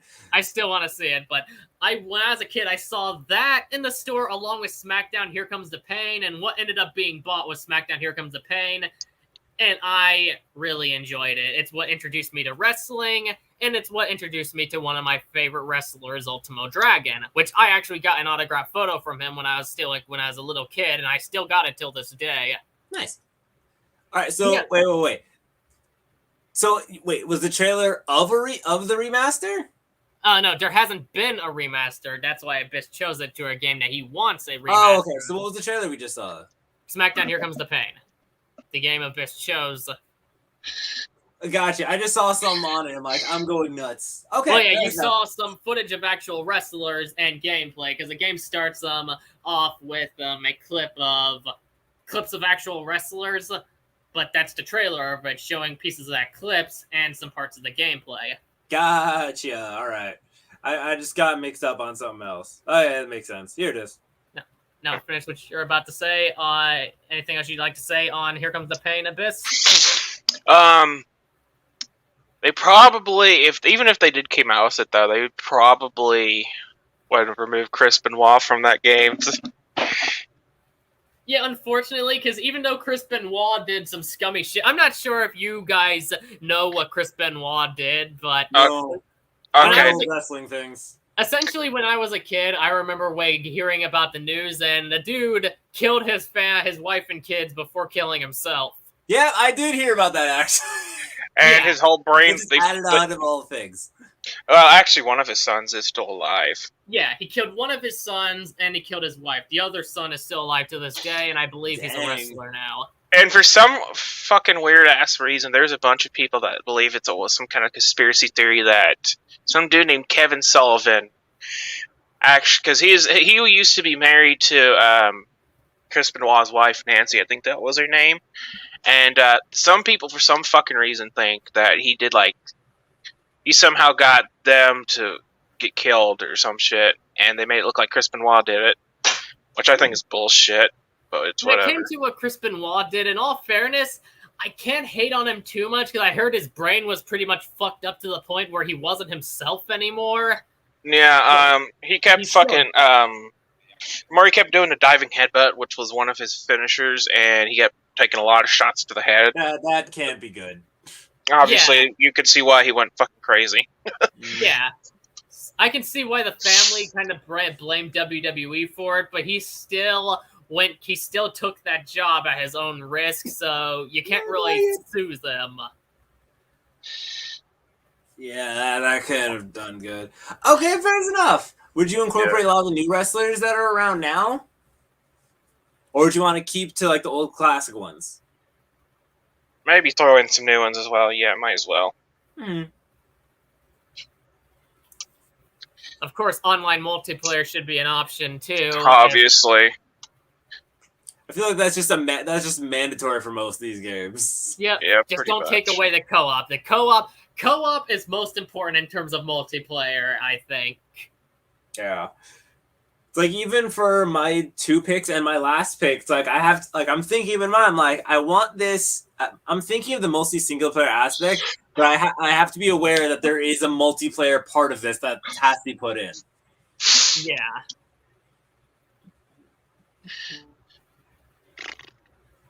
All right. I don't got anything on this one. All right, so who's next? Last one. Forgotten Pharaoh. All right.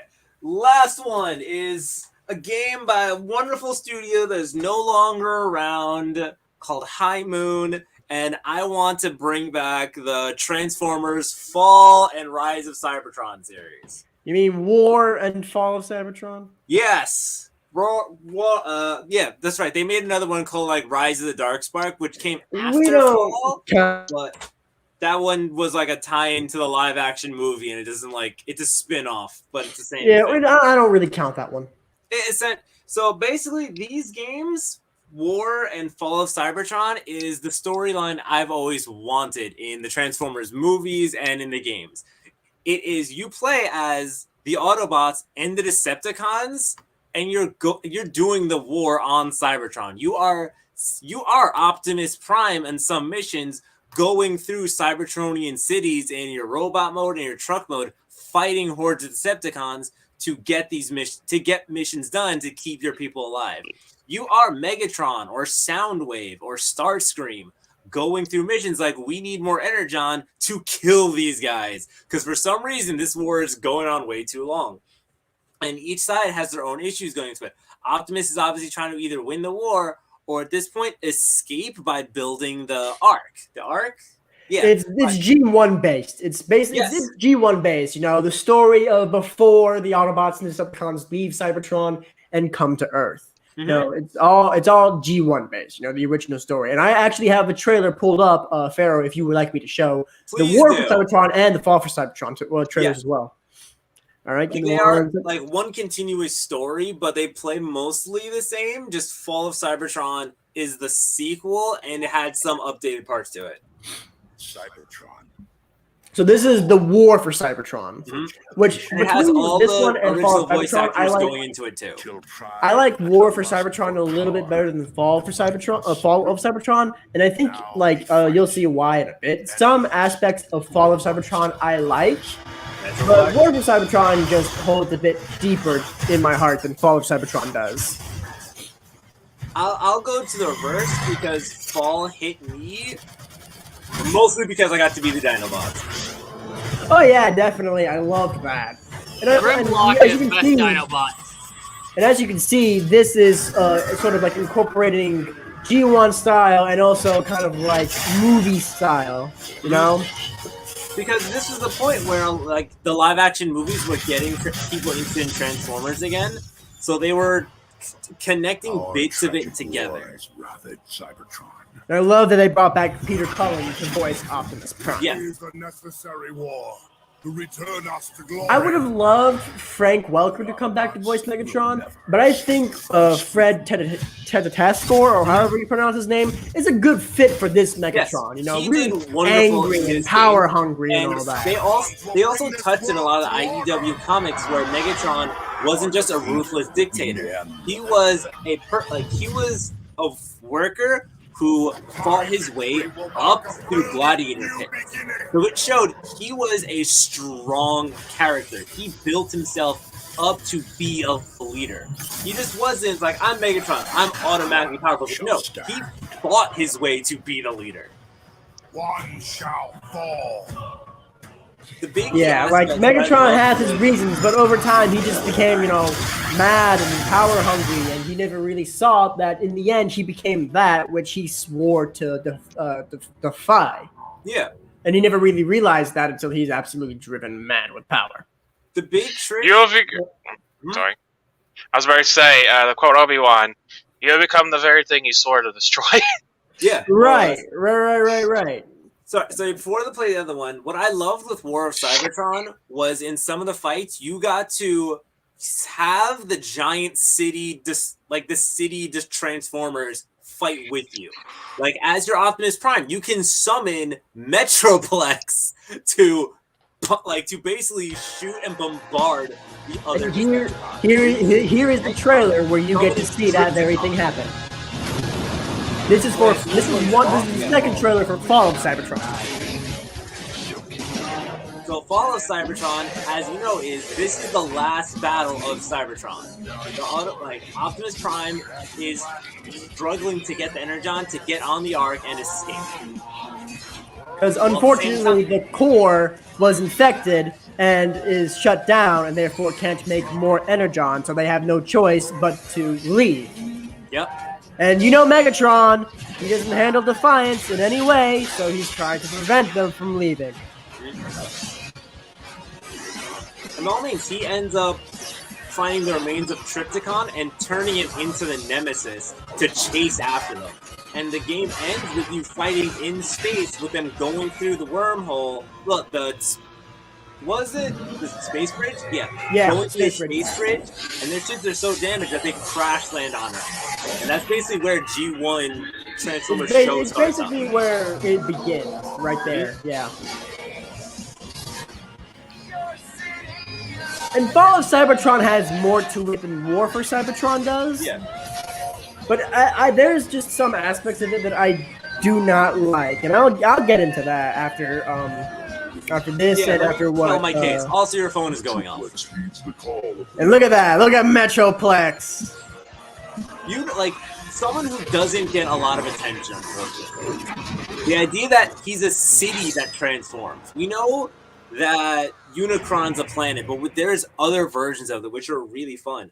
And I would love to get War and Fall of Cybertron remaster to come back for later games to get people interested, because I love the combat going into it. I would also add in some new things where, I would probably add in a horde mode to fight. It's like you can pick a side of Autobots or Decepticons. Actually, that was something that was really fun. You get to pick a side. You could be Autobots or Decepticons and see how the story played out.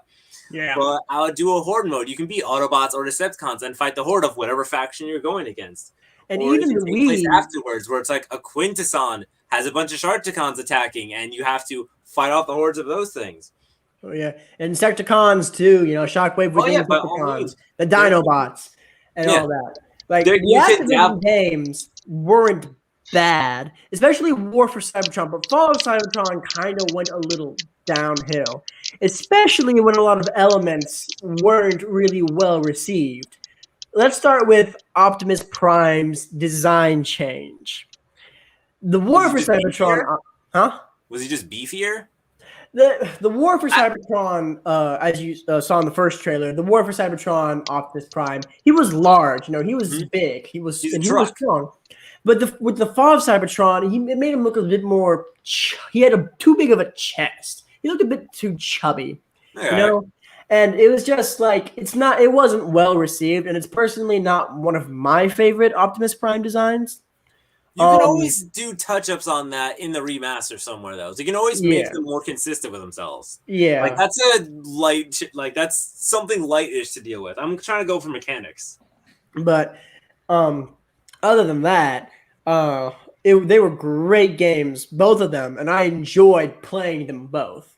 And I loved the mechanics. I loved being able to. Oh my god, I can't tell you how I loved being able to transform. Mm-hmm. It's like it's not a Transformers game if you can't transform. And I've always loved the design for their Cybertronian vehicle forms and their Cybertronian forms in general. The thing is about the transformation too, it actually served a purpose. It did. When you're in robot mode, you get to use a lot of your guns. You get to cause more damage, but you take more damage. But when you're in your car or robot, when you're in your car mode, you are a lot more defensive. You can be able to take a lot of those rocket hits, but you don't do as much damage. You're right. So they actually served a purpose to switch back and forth where it's like, oh god, I'm losing health. Transform, hide somewhere for a little bit, see if I can get some health back, or start shooting from a distance to try and get some energon back to heal myself, and then get back up to start shooting elsewhere. Right. And I loved being able to transform and drive or drive on long highways or fly through the skies as a flyer. It was the open world mechanic that they had was very nice. I really liked it. I really liked it a lot. Oh, yeah. But One of the yeah, parts it's I agree with Pharaoh. A remastered version of might as well have both games. Yeah, one of the War for parts of Fall for Cybertron and Fall of Cybertron that I enjoyed was the fact that you got to play the Dinobots, and Oh, yeah, I you love got to playing play as Grimlock. specifically, but you played as Grimlock, who was freeing his other friends, and I really enjoyed that. And it's really fun being Grimlock And overall, tearing through Decepticons. And he's also learning how to transform as well, because Shockwave experimented on him, giving him the ability to transform into a T-Rex, and he's struggling to control that and understand it. They gave different origins to the Dinobots essentially. This is one of the Combiner Cons also. Something I would want to add in just for a fun touch up, because there's a lot that's happened over time. I would want to give I would want to add a customization type option, because people love that. But as customization, they'd be mini cons. So I'm I'd want to have this mini con hooked onto me. It allows me to do more damage or fire an extra gun. And every mini con you add on, it would show on your character model. That wouldn't be nice. Because the mini cons have been kind of out of commission for a little while. Yeah, but the thing is, they're still they're continuously being used, but they're not as much used in other ways. They're always floating around, but it'd be fun to incorporate that again, where it's hey, we need hey, I need support in this. So you get a mini con just on your back, get you extra energy, or give you a slight jetpack, or give you just an extra gun somewhere, and it shows when he's there and when he's not. Or you can detach him and send him off a different direction, like what Soundwave does. Where you can with his little buddies, and send them off on different missions. It's so much fun playing as Soundwave, because he has a fun gun, and you just launch your mini cons, and they'll just start kicking ass with that otherwise. Right. Yeah. All in all, again, I would love to see War for Cybertron and Fall of Cybertron remastered. And there's so much behind both of those stories. You can see that it's G1 based. Yeah. But it's kind of its own take on the G1 story, while also adding in the more recent lores that Hasbro has created for the Transformers continuity.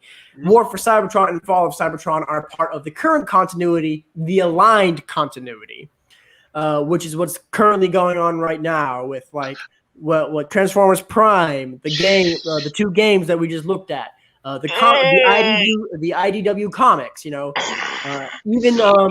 even the recent Netflix series and Machinima's Power of the Primes trilogy, all part of the aligned continuity. G1 base, but it has its own lore to it, focusing on it's all the same story. How Megatron had his uprising from mine worker to gladiator to tyrant. How Orion Optimus Pax was a librarian who Optimus was Orion Pax. How they met, how they talked and became, I want to say, acquaintances. No, they were friends. They worked together. They both had the same idea of a free Cybertron. It's just Megatron. They had different gladiator pit on how to make the free Cybertron, right? And even the old lore of Primus and Unicron and the Primes before them and the Predacons. Yeah, I would want to incorporate something with that. Not entirely, but considering what Crash Bandicoot did of when they remastered that trilogy, they realized, Crash Bandicoot is profitable. Let's make another. I would hope that it would reinvigorate the interest in the games, that we can get a sequel to it where we get a fight with Unicron. Because we've heard hints of Unicron in movies and in shows, but it'd be fun to actually be in a game fighting Unicron, actually. The 2000 PlayStation Armada game. Yes. With Unicron as the final boss. Yeah, I want to do something like that again. Or even the final boss would be you as Primus transform it. You would have to work together to restore Primus, transform as Cybertron, and then fight Unicron planet to planet. Oh yeah, because there's so much to it, and it was all confusing at first, because things like Primus and Unicron in the 13 original, they were considered to be multiversal singularities, meaning that in the vast multiverse that is the Transformers, continuity, there was only one of each, only one Unicron, only one Primus, only one of the 13, and they traveled between multiple dimensions, living out different lives. Yeah, like for example, the Fallen. The Fallen was one of the original 13. He betrayed his brothers, sided with Unicron, was banished. The Fallen from then on, like the original Fallen, the movie Fallen, the Fallen later on, up until then, they were all the same. Until Hasbro decided that they didn't want to do that anymore. And in one of their comic issues, someone decided to just end all multiversal continuities and make every universe have their own version unless of it's characters. a consistent thing, multiverse can be really convoluted, and a lot of times it's just easier going through it. So with this, I would want to let's just forget all of that and just go with a simple story that kind of aligns itself well. Yeah. It was it was definitely confusing, which is why Hasbro decided to just sort of just ended the whole multiverse thing and just have every universe be its own thing. Yeah. But I personally, I like the whole thing of Unicron being one single multiversal entity traveling through different dimensions, because he seems like he'd be that kind of guy. He definitely seems like he's that powerful to be able to travel, because he is a god of chaos, being able to travel. I never really took to that entirely, because I'm like, all right, I guess, but can we just stick with him being here? Because you don't seem like you'd be that much of a universal thing. You're just kind of like this world's version of Galactus. I don't see why you merit being only one in the multiverse. Well, yeah, definitely. Way back when, he was just a simple guy, but over time, they incorporated more onto Unicron and Primus' stories, as rather than Unicron being more than just a simple monster planet transformer, he and both Primus were actual gods. Yeah. And that over time, Primus, they were both what's the word I'm looking for? They both were covered by rock and meteorites, and over time became the planets that they are. Unicron transforming into the planet version of himself, Primus transforming into Cybertron, and that's just sort of stuck around. Seeing them as they just became more than what they originally were. Yeah, but I think we're getting off track. We are. That's why I'm like, let's backtrack into this. Let's go back to the simple bit where we're talking about bringing a game back to life. As I was saying, I miss War and Fall for Cybertron. They were fun games. They were fun, just shooters. I would like to have more melee mechanics going into it, because each of the Transformers have maybe one or two punches. I would love to add more to it, because I'd want to add in more of the beam sabers, or maybe the star saber, or the sky boom shield, or other things that'll add it into that. Yeah. And I feel like it would do well, because Transformers is still very viable marketing wise. People will still buy Transformers. It's really easy to market them just because it's kind of stuck where they've been around for so long. Collectors will always kind of want that around, and new generations really find it interesting. Yeah. And all in all, that, and real quick, I would love to see a second game come out as a sequel to Transformers Devastation. Yeah, that'd be fun. Because the way that it ended, they got to. That game is easy, but I forgot about that game. I think it's pretty nice callback to G1 styles and whatnot. Mm-hmm. But all right, moving on. So who's next? Joey, what's your final game? Okay, when it came to this, I was fucking torn. When you guys were on about this, my mind was arguing of, should I choose this or should I choose Peter Jackson's King Kong from 2005? But the reason I ain't choosing that, because I want to add more variety. I already have a kaiju game, and I already have a FPS with dinosaurs. But you're a kaiju guy. That fits your theme. Your name is literally Spacezilla Die Kaiju. Yeah. I know, but I like to add a lot of variety here. So even though I love that game, I decided to go with none other than the original Star Wars Battlefront games, and I'm not talking I actually about... wanted to choose those. Oh yeah. And I'm not talking about any of EA stuff. I know we got those in recent times, but I don't care.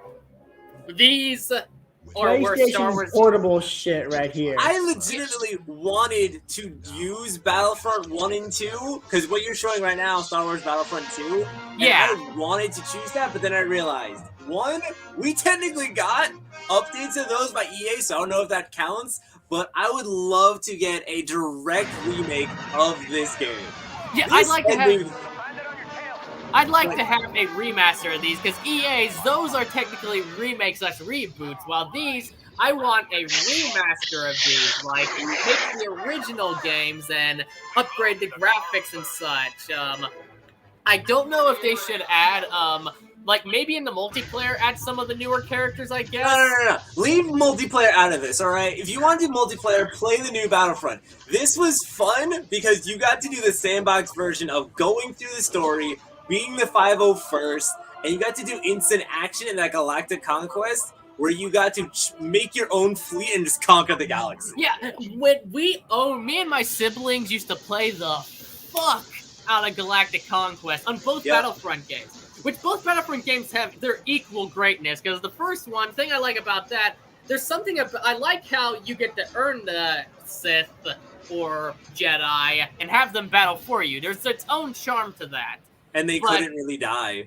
Yeah, but in Battlefront 2, you get to play as the Sith and the Jedi, which that was such bullshit. Like, you could throw grenades and rockets at them, and they would just block it no matter what. It was bullshit so much. They wouldn't die. Yeah, but it was awesome. And it's another thing I loved about Battlefront 2 is the story was an expansion of the Star Wars universe. The first Battlefront, you played through the movies, which was good. I liked that in its own right. Mm-hmm. But one thing I love about Battlefront 2 is it gave us a campaign of its own story that actually helped expand the lore of Star Wars, which is something I loved about the old games of Lucasfilm. We had Jedi Command. You were the Command. 501st. You were the Stormtrooper squad with Anakin Skywalker.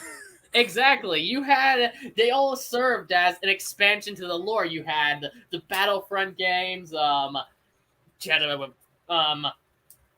you had Republic Commando. What's the other one called that's currently getting a remake but not a remaster? Knights of the Old Republic. Yeah, Knights of the Old Republic, Jedi Academy, and all that stuff. The early 2000s was just the golden age when it comes to Star Wars games, and I'd like to see PlayStation 2 had so much good stuff on it. Yeah, it did. I grew up with the PlayStation 2 and the Xbox, and I love both of them. Hell, I'll make the argument it was the golden era for Star Wars in general. It was. Yeah, definitely. I know a lot of people shit on the prequels, but like they aren't bad. Awesome. They're fun. They're designed to do what they need to. But Battlefront, was such a fun game. I loved those. Like I spent hours playing those games. I would make my own campaign storylines by going through instant action. I would do the hunt missions on Hoth where you'd have to stand your ground at the Hoth base against a bunch of Wampa monsters. Oh yes, terrifying. The fucking Wampas, dude, those were Wampa amazing. Stuff was so much fun. Fighting them, terrifying. Being one of them, so much fun. You are a Hulk smacking dudes around. Exactly, I loved that shit. And then you also had the levels where you could play as the Jawas versus the Tusken Raiders. It's bullshit and stupid, but you know what? That was fun too. And you don't get that shit out of the modern Battlefronts. Like, don't get me wrong, I enjoy EA's Battlefront for what it is, but I want a remaster of the classic Battlefronts, because those are the best. I want the classic Battlefronts brought with modernized graphics and modern sound design. Where is it? See that? See, that was my notes. Star Wars Battlefront. Great minds think alike, as they say. I want to do it, but I just chose all these other ones instead, like Star Wars Battlefront Legacy. I want 1 and 2 back. Yeah, because the Battlefront games just need to come back. A remaster. Like, of course, do it in a 2-pack. Like, come with Battlefront 1 and Battlefront 2. That is what I want. And, I know the new games have multiplayer, but I would love to have online multiplayer added with the old games too, because it was there originally. And you would get the Wampas, the Tusken Raiders, the Jawas, and all that shit that you don't get in the modern stuff. I want the Galactic Conquest back. I want to be able to Galactic do instant action again. I want to be able to play that game without also having to play with a million other people. Yeah, why did they not add Galactic Conquest in the new Battlefront games is beyond my understanding. Because they don't know what's up. Yeah, that pissed me off, Ends along in the with air. the no campaign. The Galactic Conquest is one of the things that made Battlefront so addictive, which, fun fact, when it comes to the old Battlefront games, our mother bought us those games multiple times when we were kids, because we'd play the fuck out of it, it'd die, go to the store, buy a new one, play the fuck out of it, die, get a new one, because we would literally play them to fucking death. And they're just that good. Yep, still got it here too. Yeah. I got it on PC, and you can still play it online. Well, I actually own them. I actually own them for the Xbox, for the original Xbox now. And of course, since I'm an adult now, you're not gonna see me playing it to the level I did as a kid. But I still fucking love them. They're one of my favorite games ever. And I still eyes now though. Like, it looks like you're playing with a game with Vaseline on the screen. It takes time to adjust the eyes on it. Yeah, if you're playing something too long. But either way, one of my favorite games ever. They're not just a Star Wars game; they are the Star Wars games, and I'd like to see them make a comeback. EA, you're doing good with it. You're doing good with your Star Wars games, but you ain't coming close to the original. Well, I heard Jedi Fallen Order is amazing. I will give you that. That one was good, but because Battlefront 1 and 2 kind of bothered me, and they did get better. They did add a lot more things to it, but I'm still like, I'm not trusting y'all as much still. You made one game I did enjoy, but the downside to that is I haven't replayed it. Well, when it comes to Fallen Order, I still gotta play it myself, but I heard it's like Dark Souls was a Star Wars skin, and from seeing my brother play, it's not that difficult. Well, it may be a less difficult Dark Souls, but similar RPG-like gameplay style. And I haven't played it, but I have played Dark Souls. I've played and beaten all 3 of the games. Don't even get started on Dark Souls. I still want to So keep going. I still want to play Jedi Fallen Order because it looks like a lot of fun. But when it comes to EA's Battlefronts, they're good. Not great, but good. Like 7 out of 10 from what I played of them. The original Battlefronts, those and Republic Commando, they're the top dog for Star Wars. The early 2000s was the golden era for not only Star Wars games, but as Abysszilla stated, for Star Wars in general. You had Star Wars Episode 3, well, the prequels in general, because I do enjoy the second prequel, even though it has its problems. And you had the prequel trilogy, and you had the fucking Star Wars games. The best Star Wars games. So really, I still miss you those. can't go wrong. But that's really all honestly, if the games weren't as fuzzy as they are, I would probably keep replay them. But it takes time for my eyes to actually adjust to those old graphics. I'll admit, even for the time, the graphics weren't the best. I'd say the graphics for the Battlefront games were good for the time, but nothing mind-blowing. They weren't top-tier PS2 and Xbox graphics. But aside from... And I'll also admit, if they brought it to modern day, they should improve on the AI, as the AI in the originals aren't the best. I will admit. No. Yeah, they're dumb as fuck. No, they're not. They're monsters. Multiple times, I would remember the AI who would kill me, and I would actively seek them out.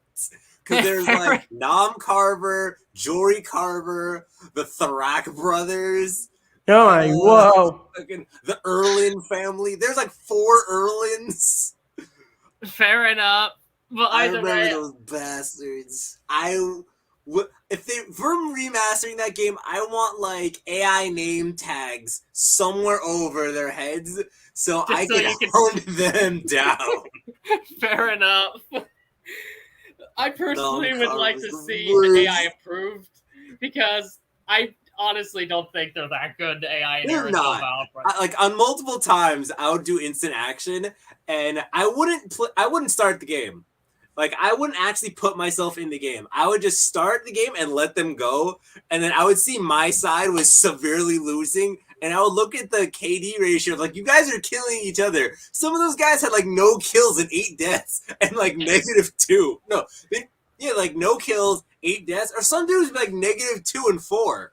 That means they killed 2 of our guys and died 4 times. Like, Exactly. God, you guys are terrible. Yeah, that would need polished upon if they remaster the games. But aside from that, the original Battlefronts are some of the best Star Wars games, and I'd like to see a little pack. Even though technically, if you play the original Battlefront on a Xbox Series X, Xbox One, you will get slightly improved graphics and would play smoother. But I would like to see an actual release of a remaster of the game, and I also would like to see them to go all the way by upping the graphics to modern standards. Yeah, that was enough. Galix, what's your last one? All right, so I'm going to take a moment of silence for this last one that I'm going to show, all right? Just take a moment of silence to just watch what I'm about to show you. Oh, I was like, is it a dead game? 3, 19, 0, 8, Wait. 22, 21, 5, 17. 17, 0, 10, 2, 23, 1, 8, 11, 25, 22, 9, 4, 6.5 millimeter. 9, 23, 1, 12, 0, 12, 16, 11, 6, 12, 8, 4, 1, 6, 2, 10, 2, 1. Texas. Ah, I'll be honest, I have no idea what game this is. Black Ops, the first one. Ah, that's why. I don't play Call of Duty much. Oh, the first Call of Duty? I've not played the first Call of Duty, though I have played a lot of the entries. I haven't. Oh, it's Alex Mason. Don't they make like a Call of Duty every other year? Yeah, they Pretty do. cool. Pretty much. But Anyway, so Call of Duty Black Ops. Yeah, I played the original Black Ops. The original Black Ops games. Yeah, remaster that shit. Call of Duty Black Ops. let me explain as to why. So Why do we need another Call of Duty game? As you guys know, aside from Pharaoh, Call of Duty is one of the most highly loved and well-received first-person shooter franchises in the history of gaming. Unfortunately. Yes. Everyone loves Call of Duty. Everyone loves the modern words. Everyone except Pharaoh loves everyone except Pharaoh. Everyone loves the Modern Warfare trilogy. Everyone loves the first games. Everyone loves World at War. And of course, everyone loves Black Ops. Now, the Black Ops trilogy, Black Ops. Call of Duty Black Ops took Call of Duty in a whole new level. It really, it is one of the most beloved Call of Duty games out there. The second one lived up to the first's potential. It did. It did a really good job. The third one, it wasn't really connected to the previous two's story-wise, and its story is kind of confusing until you look deep into it and realize what 3 is all about. And I'm not even going to bother explaining what 3 is all about because it's all just a bunch of complete jumbled mess, which actually makes sense once you start to connect the dots. But again, I'm talking about Black Ops 1. Black Ops 1 is by far one of my favorite Call of Duty games that I have ever had the pleasure of playing. And the fact that the Black Ops trilogy is a sequel to World at War is all in all really just awesome, which of course, it makes a lot of sense considering that Call of Duty, these are all prequels or sequels to each other in one way, shape, or form. Jeez, they made one last year. It did not do well. What, Cold War? Yeah. Yeah, Cold War. I I've seen some guess mixed I haven't reviews really on that played one. Cold War yet, so I don't really know anything much about it. Yeah, when it comes to the original Black Ops, I have to say that is one of the best Call of Duties I've ever played. Yeah, there's Black nothing that has it beat at all. And all in all, like just its story, the story behind Black Ops is one of the best I've ever seen in any first-person shooter game. Are you assassinating Kennedy or? Well, see, that's the thing. Your character that you play as, Alex Mason, is currently being held under interrogation. And these mysterious figures, who you find out who they are later, are trying to figure out like piece of what these numbers are, numbers that you keep seeing in your head, and you have to relive like moments leading up to this moment of interrogation. And all in all, you're just fighting everywhere. You're fighting at Vietnam, you're fighting in freaking Russia, America, or wherever you're fighting at. Because it takes place during the Cold War, around during the end of the Vietnam War too, I believe. And its story is just so compelling.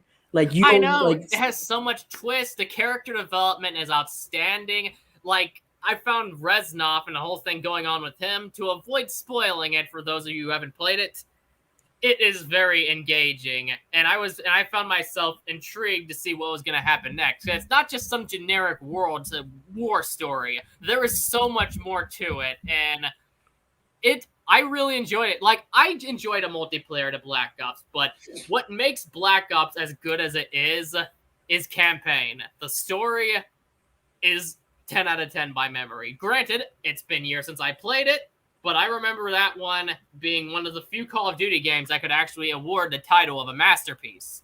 Same with its sequel, Black Ops 2. Black Ops Cold War is fun, but it's just Call of Duty. Like that's all it is. Like it's not as in depth as Call of Duty stories used to be. Like Black Ops 1 and 2, really delves deep into story.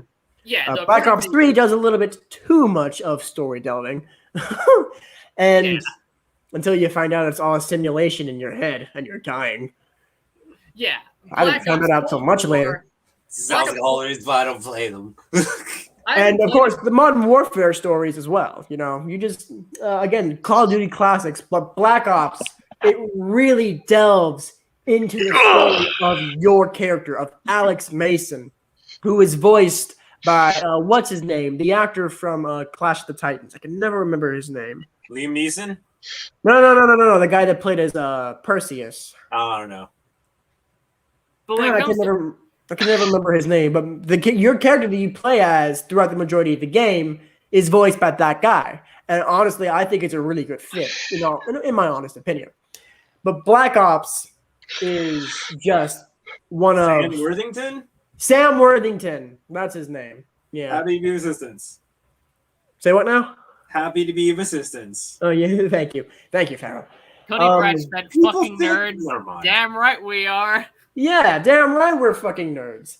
And Black Ops, and again, just Black Ops is just all in all a great first-person shooter game. It really takes the whole campaign story to a whole new level. And really, like, the twists that you find out later in the game are just so staggering. And the fact of the thing is, what I just showed you, the clip at the end, it wasn't a trailer or anything. It was the after credit scene that I honestly didn't know it existed until a few days ago. And just the fact that Mason is there at Texas with JF Kennedy. And keep in mind, Alex Mason, the character that you play as, he was a sleeper agent for the Russians.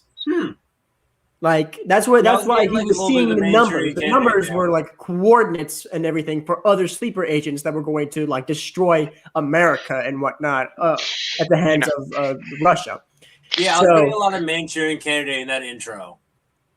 Huh? What? It's a movie that based on it. Never mind. I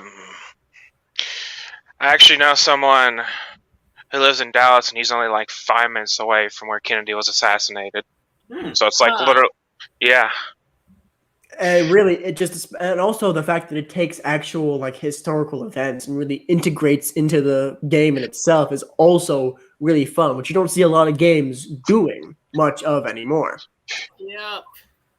Like nowadays, like with recent Call of Duty games, it's always about what's going to happen in the future. Futuristic warfare. And none of that's not bad. It's really cool and all. Futuristic warfare with robots and all these cool tech things. Just drones. Yeah, but I just love old style classic, actual taking place in history games like World at War and Black Ops and the first Call of Duty games. Assassin's Creed. I just love that. And Black Ops, I really do believe, deserves to be remastered for current consoles because, what happened with Cold War, and with hope, as I've not seen no new Call of Duty news anytime soon. I believe, they should definitely remaster Black Ops, just in itself. For current consoles, and I promise you, not only will old players who played it when it first came out all those years ago enjoy it, but also new Call of Duty characters who are really being brought onto the whole, who are being brought into the fray as well. People who enjoy Warzone and all that. I promise you that they will also love being able to play a game that has a story that matters. And that's what I think is important in the game. A story that matters, that really leaves you at the edge of your seat at every moment, at every time. And that's what Black Ops does. It's one of the very few games that I've played that it's actually done that. And it's made me be on the edge of my seat and be like, whoa. All right, fair enough then. But yes, Black Ops is definitely one of the best Call of Duty games out there. In terms of Cold War, I have not played the campaign myself. I do plan to at some point when I replay the first two Black Ops. But the Ackman gave a pretty solid review on the campaign, and the campaign looks like the best part of Cold War. In terms of Cold War's multiplayer, it's Call of Duty. It's fun, but just like any other COD game. But I heard the story to Cold War is really good from what I've seen in the Ackman's review. Yeah, fair enough. But that is why I think Black Ops should be remastered. All in all, just to bring back a good classic game for everyone nowadays, new and old, to re-enjoy. I agree. It's one of the best Call of Duty games, if not the best. And of course, definitely bring back zombies with fucking JFK and Nixon and Castro. And that other guy all in the White House getting ready to kill some zombies. Yeah, I'm done with that one. Yeah, in one of the zombie modes, you can play as John F. Kennedy and Richard Nixon and all of them. It starts off with a cutscene of something that actually did happen in real life. Only zombies start breaking in. Which guy was it who said sounds like someone's breaking in? You lost Nixon. me the minute you said this happened in real life. life. Then zombies breaking in. You immediately lost me there. Well, it was a real-life event, just the game added it where zombies came, and one of the people at the meeting, I forgot which politician was it, Gabe? It was Nixon. Yeah, Richard Nixon said, sounds like someone's breaking in. They all get their guns out, and JFK says, we're not praying for easy lives, Hold on, friend. You know what? I'm going to pull up that cutscene right now. Yeah, pray to be. I love that scene. It's hilarious. Yeah, go show the clip, Gay. It is hilarious. Yeah, it is amazing. Oh my god, you can't help but love this cutscene.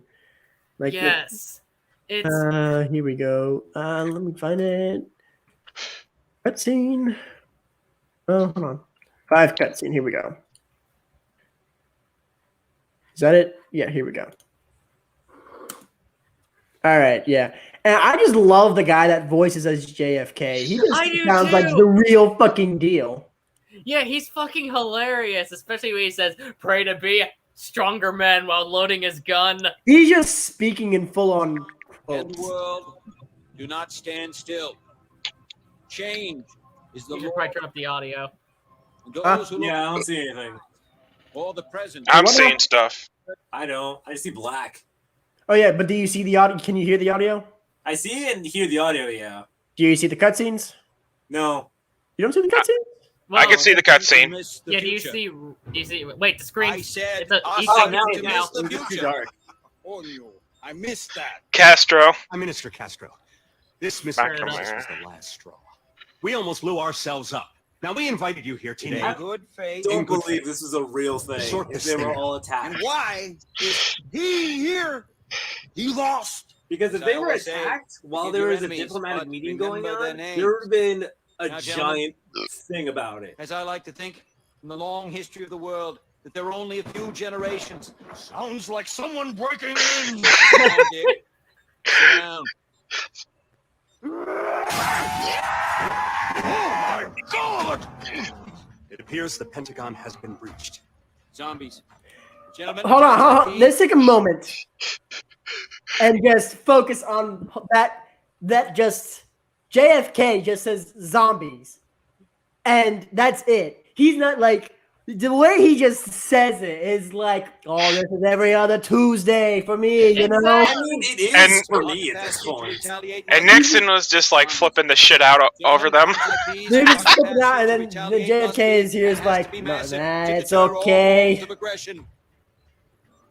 And the way he Here it just comes. talks is just Here's his so loadouts. great. Lock and load.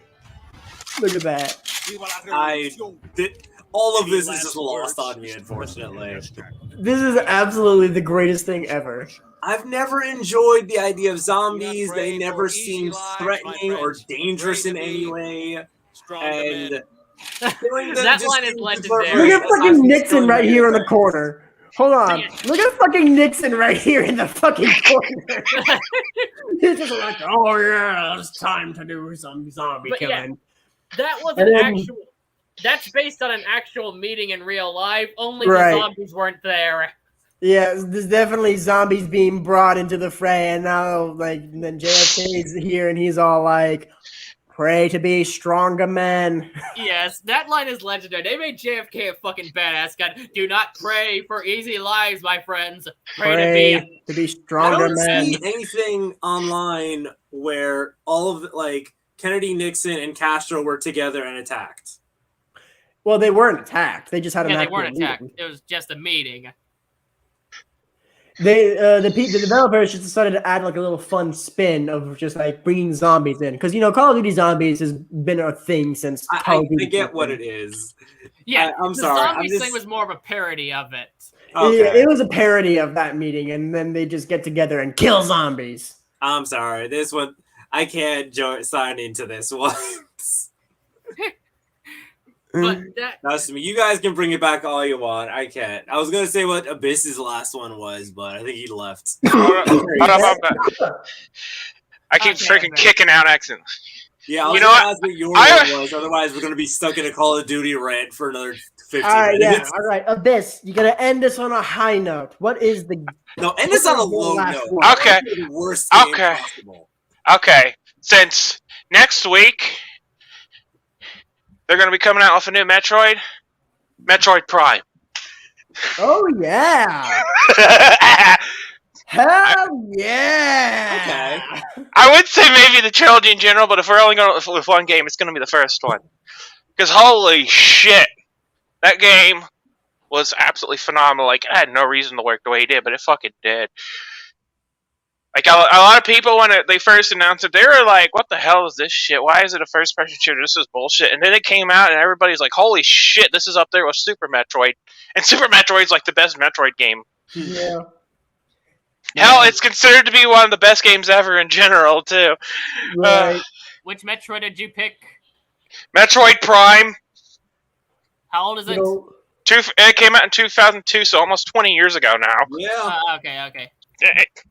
My cat attacked me. GameCube? Good Yeah. old Yeah. Metroid. I need to get back to playing it again. I did finally got around playing to beat about like 5 years ago.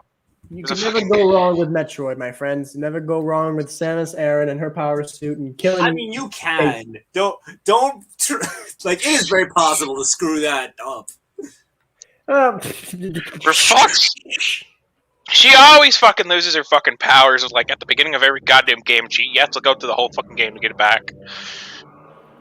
I just learned to not trust things. I was like, oh, this is an easy thing to do. It's like, it's not. You can get the wrong team, the wrong people in 2 minutes. too many shifts, and it ends up being terrible. Oh my god, that's got some of the best music I've ever heard. Well, I was talking about the first game, but you know what? Fuck it. Let's do the whole trilogy. Yeah, game still that's looks- how I was with Godzilla Unleashed. Just do the whole fucking trilogy. Yeah, Yeah. like there's no need to cherry pick with them. Pretty much. The Omega Pirate. Such a badass game. Look The at only reason that. I chose Tenkaichi 3 is because the first two sucked, and 3 was superior in every way. Mana Ridley! Oh my god, I love that Ridley, fight. my guy! I fucking love that fight.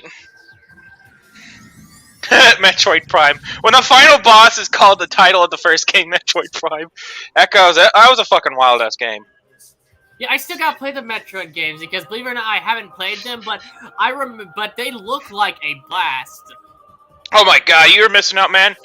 Change that shit now. If you got a fucking GameCube, man, Oh, I or do. a I have fucking Wii, get the whole trilogy or some shit. You need to fucking do it right now. Yeah, I have a Wii. Yes. So how would I you will remaster it? soon. It's like a 1-for-1, or what would you update or add in? I would basically just update the whole game. Just obviously update to make the controllers better. Because I will admit, if there's one thing, I wasn't too crazy on the first Metroid Primes. I felt the controls were a little bit Janky. janky. Yeah. Oh, and the ending where you have to go and find like all those artifacts to get into the crater to fight the Metroid Prime pissed me off. Like that's the only two. That's like the only real issue I have with the game was the fucking trying to go and find the keys or whatever at the end of the controllers, but it was still playable. It wasn't to where it was like really fucking annoying. See if you could pull up the live commercial of Metroid Prime 1. It's fucking wild. You need to look it up right now. Okay. 1 minute. Yeah, that's a pretty good one right there. That's a good one. Just make it to where it's sound out of breath. Who, me? Yeah. Yeah, I normally sound like that. Sucking dick. Okay.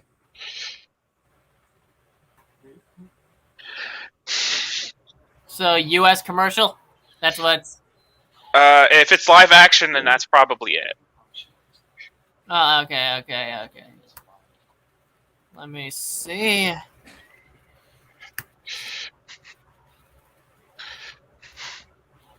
Any other game modes you want to throw into it?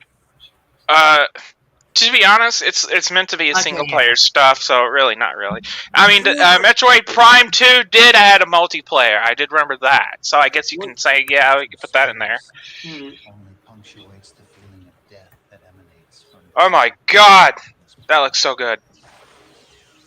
Gonna jerk off to it, aren't ya? Ha! No, like seriously though, that looks really fucking good, even now. It does indeed. She's I guess I seen someone describe her as like the female Master Chief. Bro, my god! Let me switch that around. More like Master Chief is is the fucking male version of Samus. It should be that way. Yeah. Actually- That's what came out before Halo, right? Oh, Yeah. years. Years before. Yeah, it came out all the way back in the fucking 80s. Mm-hmm. The Parasite Queen, that's the very first boss you fight in Metroid Prime 1. Yeah. Fucking easy boss, though. Like, literally all it does is shoot this acidic beam that you can easily fucking dodge. So literally it's all the attack it did. Well, yeah, old games like that are fairly easy, with boss fights. Hey. Nah, Meta Ridley and the Metroid Prime was pretty fucking hardcore to fight. He was a fucking exhilarating boss to fight. In fact, Ridley himself. He's a giant dragon. It's a pterodactyl dragon. It turned into a cyborg. I played as Ridley, and I think it was one of the Super Smash Bros. games. Super Smash Bros. Ultimate, yeah. Yeah, I played as Ridley in Super Smash Bros. Ultimate on the Switch. Smush. He was fun. I had no idea from Metroid. He's not the best character to play as in that game, but he's not like the worst either. But he's still pretty goddamn fun to play as. Yeah, I picked him because he looked fucking cool. So I didn't even know what he was from. I was like, hey, this guy looks awesome. I'll be him. Yeah, he's a main bad guy of Metroid Prime overall. Overall. He actually killed Samus's parents. when she was like a little kid right in front of her. Jesus. And then later on, he hates his guts. And then later on, he was mocking her, saying he was like taunting her and making fun of her, talking shit about her later on when she encounters again when she's like a teenager, a young adult. She freaked out over it. And ever since then, she pretty much just get annoyed and just kills him every time she encounters him. Yeah. Now, they did say in Super Metroid he was dead for good. I mean, yeah, there was the Ridley clone, but like the actual Ridley dude himself, he's dead. Yeah. Apparently for good, yeah. Zimzilla99 said, but can she beat Goku, though? Oh, shut the fuck! You know what's funny? I was literally thinking about should I go with Budokai Tenkaichi 3, but I'm like, you know, since literally Metroid is going to have a new game coming out, and basically they're saying it's supposed to be like this big finale of the whole saga, at least with the 2D games and not the Prime storyline. I'm like, fuck it, let's just go with Metroid Prime. And plus, I've seen a bunch of fucking people talking they want to see a fucking remastered of it anyway. Yeah, I was going to go, with my first one, I was going to go with God of War in honor of God of War Ragnarok coming out. But there's already like a remastered like collection of the first three games already out. So I was like, well, I can't do that. There's already technically a remastered. Yeah. Like I've seen people pull up. I think I've seen people where they remade some of the parts from Metroid Prime 1 look like a modern game, and I'm like, if this is what they could do on the Switch, oh my god, please fucking do it now. Like, fans have done a lot of things where they've learned to remaster or remake games on their own, and I don't know why it just doesn't happen. Isn't that how Mega Man 11? Someone put off a game that's like, hey, look, people are interested in Mega Man still. Oh, that's funny you said that. Speaking of Mega Man, they actually was going to make a game called Maverick Hunters, I believe, where it was basically playing as Mega Man, but in the style of Metroid Prime. Capcom ultimately canceled it. Capcom canceled it because I don't know why. I guess they're just fucking dumb. But there's gameplay of it, and it's like, holy shit. It's basically Metroid Prime. That was an older Mega Man X game, and it did not work. Yeah. Right, awesome. Well, I guess that's all of our 3 games. Yeah, pretty much. Let us take. I want to take this moment to get people hyped up for the fact that Dead Space is getting a remastered. Oh yeah, so, I think that's definitely looking forward. Games getting a remaster. Yeah, I'm definitely looking forward to getting that and posting it as well, because who doesn't like Dead Space, right? Yeah, I still want to play Dead Space. Dead Space is kind of like stuff like Evil Within and Resident Evil, which is what makes it so good. I played some of Dead Space and I had a good time. It's creepy as fuck. Yeah, I'm definitely down for. I'm definitely planning on getting it. Definitely planning on doing a let's play. So then the Crisis trilogy also. Are you good, Abyss? Yeah, he sounds like Michael Myers. Darth Vader preview arrest. Are you okay? I'm fine. Are you sure? Yeah. It sounds like you're breathing. It sounds like you're having some problems there. Do we need to call 911? No, I'm completely fine. I swear to God, I am. Okay. All right. I usually breathe really heavy like that. I know I sound like I'm fucking Michael Myers or some shit, but hey, I just breathe heavily. No. We're not used to you, so we got to get used to that then. Yeah. Are we doing honorable mentions by any chance, like Pharaoh suggested at first? I tried coming up with some, but everything I want is being remastered, so I'm happy.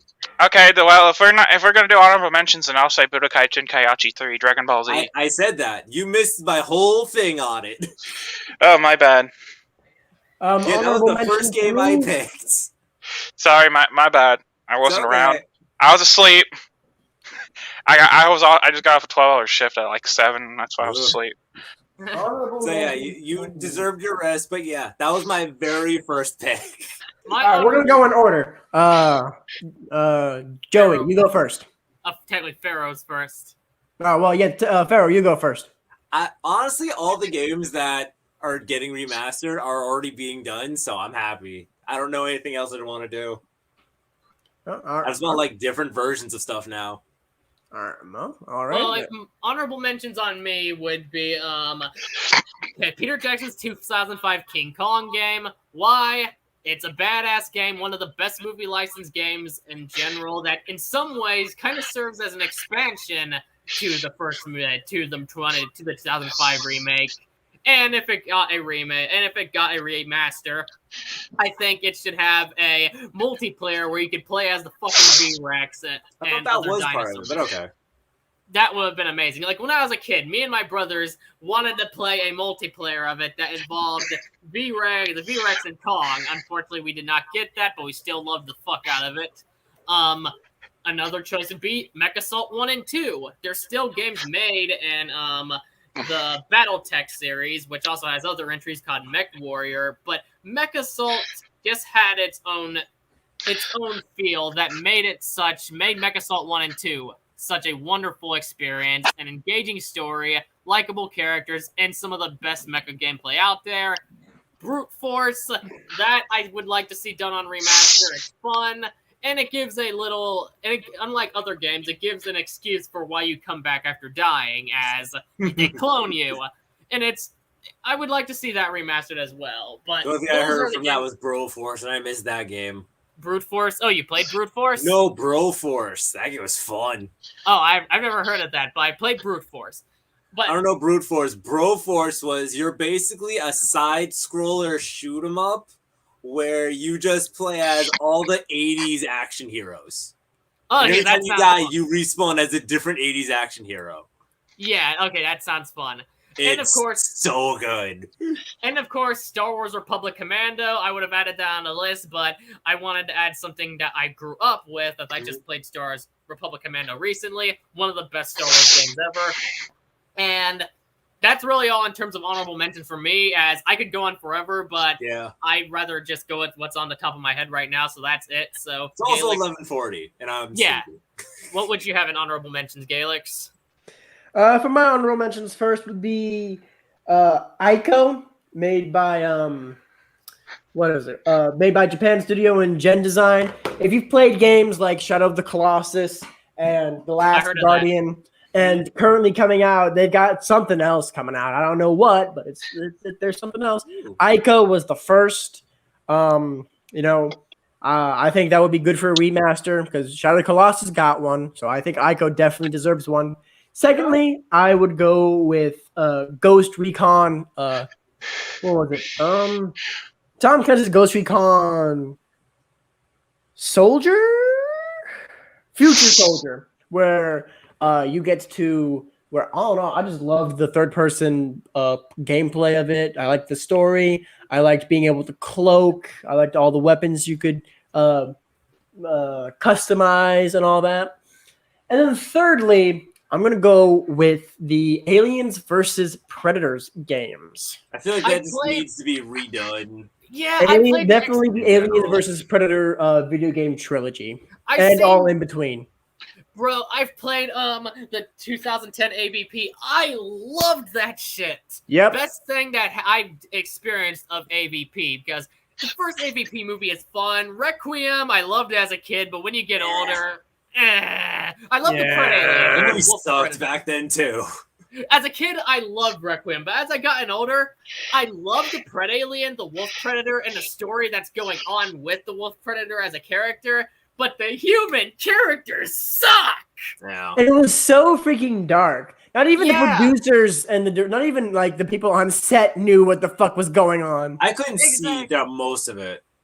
But I think that it added the darkness added like a nice little element to it though.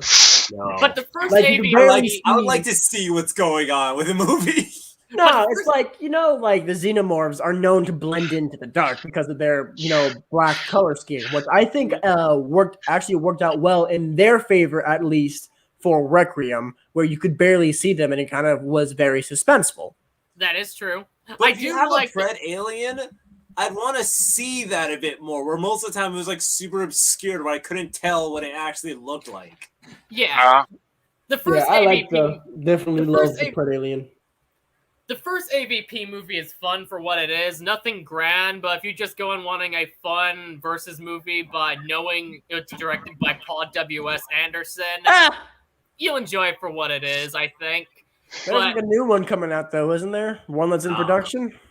But the best thing that I don't know. I think I saw there was like a new one coming out. But the best thing I experienced of AVP by far is that 2010 game. I haven't played any of the older games, and I haven't read the comics, so I plan to fix that. But AVP 2010 was a blast. Okay, there's enough. Got any other choices of honorable mentions, Galix? No, that's it. And apparently apparently there will be a new Predator movie. I didn't care for the Predator, the last Predator movie. I'll be honest. The last Predator movie wasn't. Yeah, we don't talk about the last one, but apparently this new one will be called. I don't know what it will be called, but it will take place apparently before the events of the first movie. I loved Predators. I'm not sure how many of you guys did, but 2010 movie Predators was great. Oh yes, I loved Predators. 2002. Yeah, I remember seeing that one. I actually got to see that one in theaters. That one was pretty cool. Yeah, I loved it. Yeah, I loved Predators. A concept going into it. In fact, my favorite Predator movie is a tie between Predators and the 1987 original. I can't decide which one of those two I love more because I like the first one more.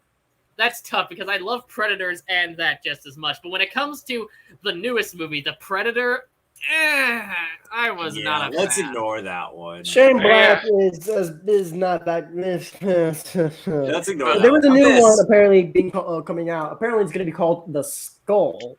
I hope it's better than the last one. I'm concerned with that already. Yeah, after what they did, that they'll try and do something that retcons everything.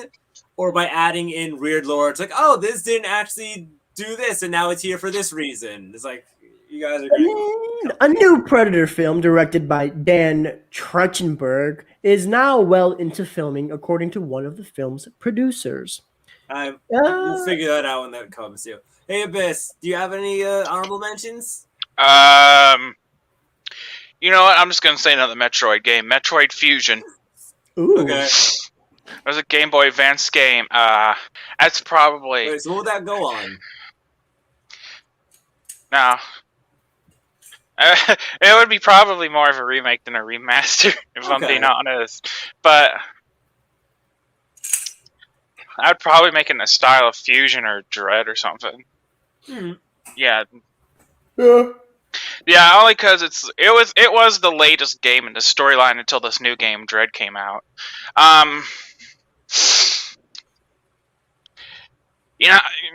That whole story. Yeah, do y'all know what the concept of what Dread is? No, but all right, I'll shoot real quick. Basically, Samus and Fusion was fighting these creatures that are basically a thing called the X-Parasites. She ended up killing off all of them, or so she thought.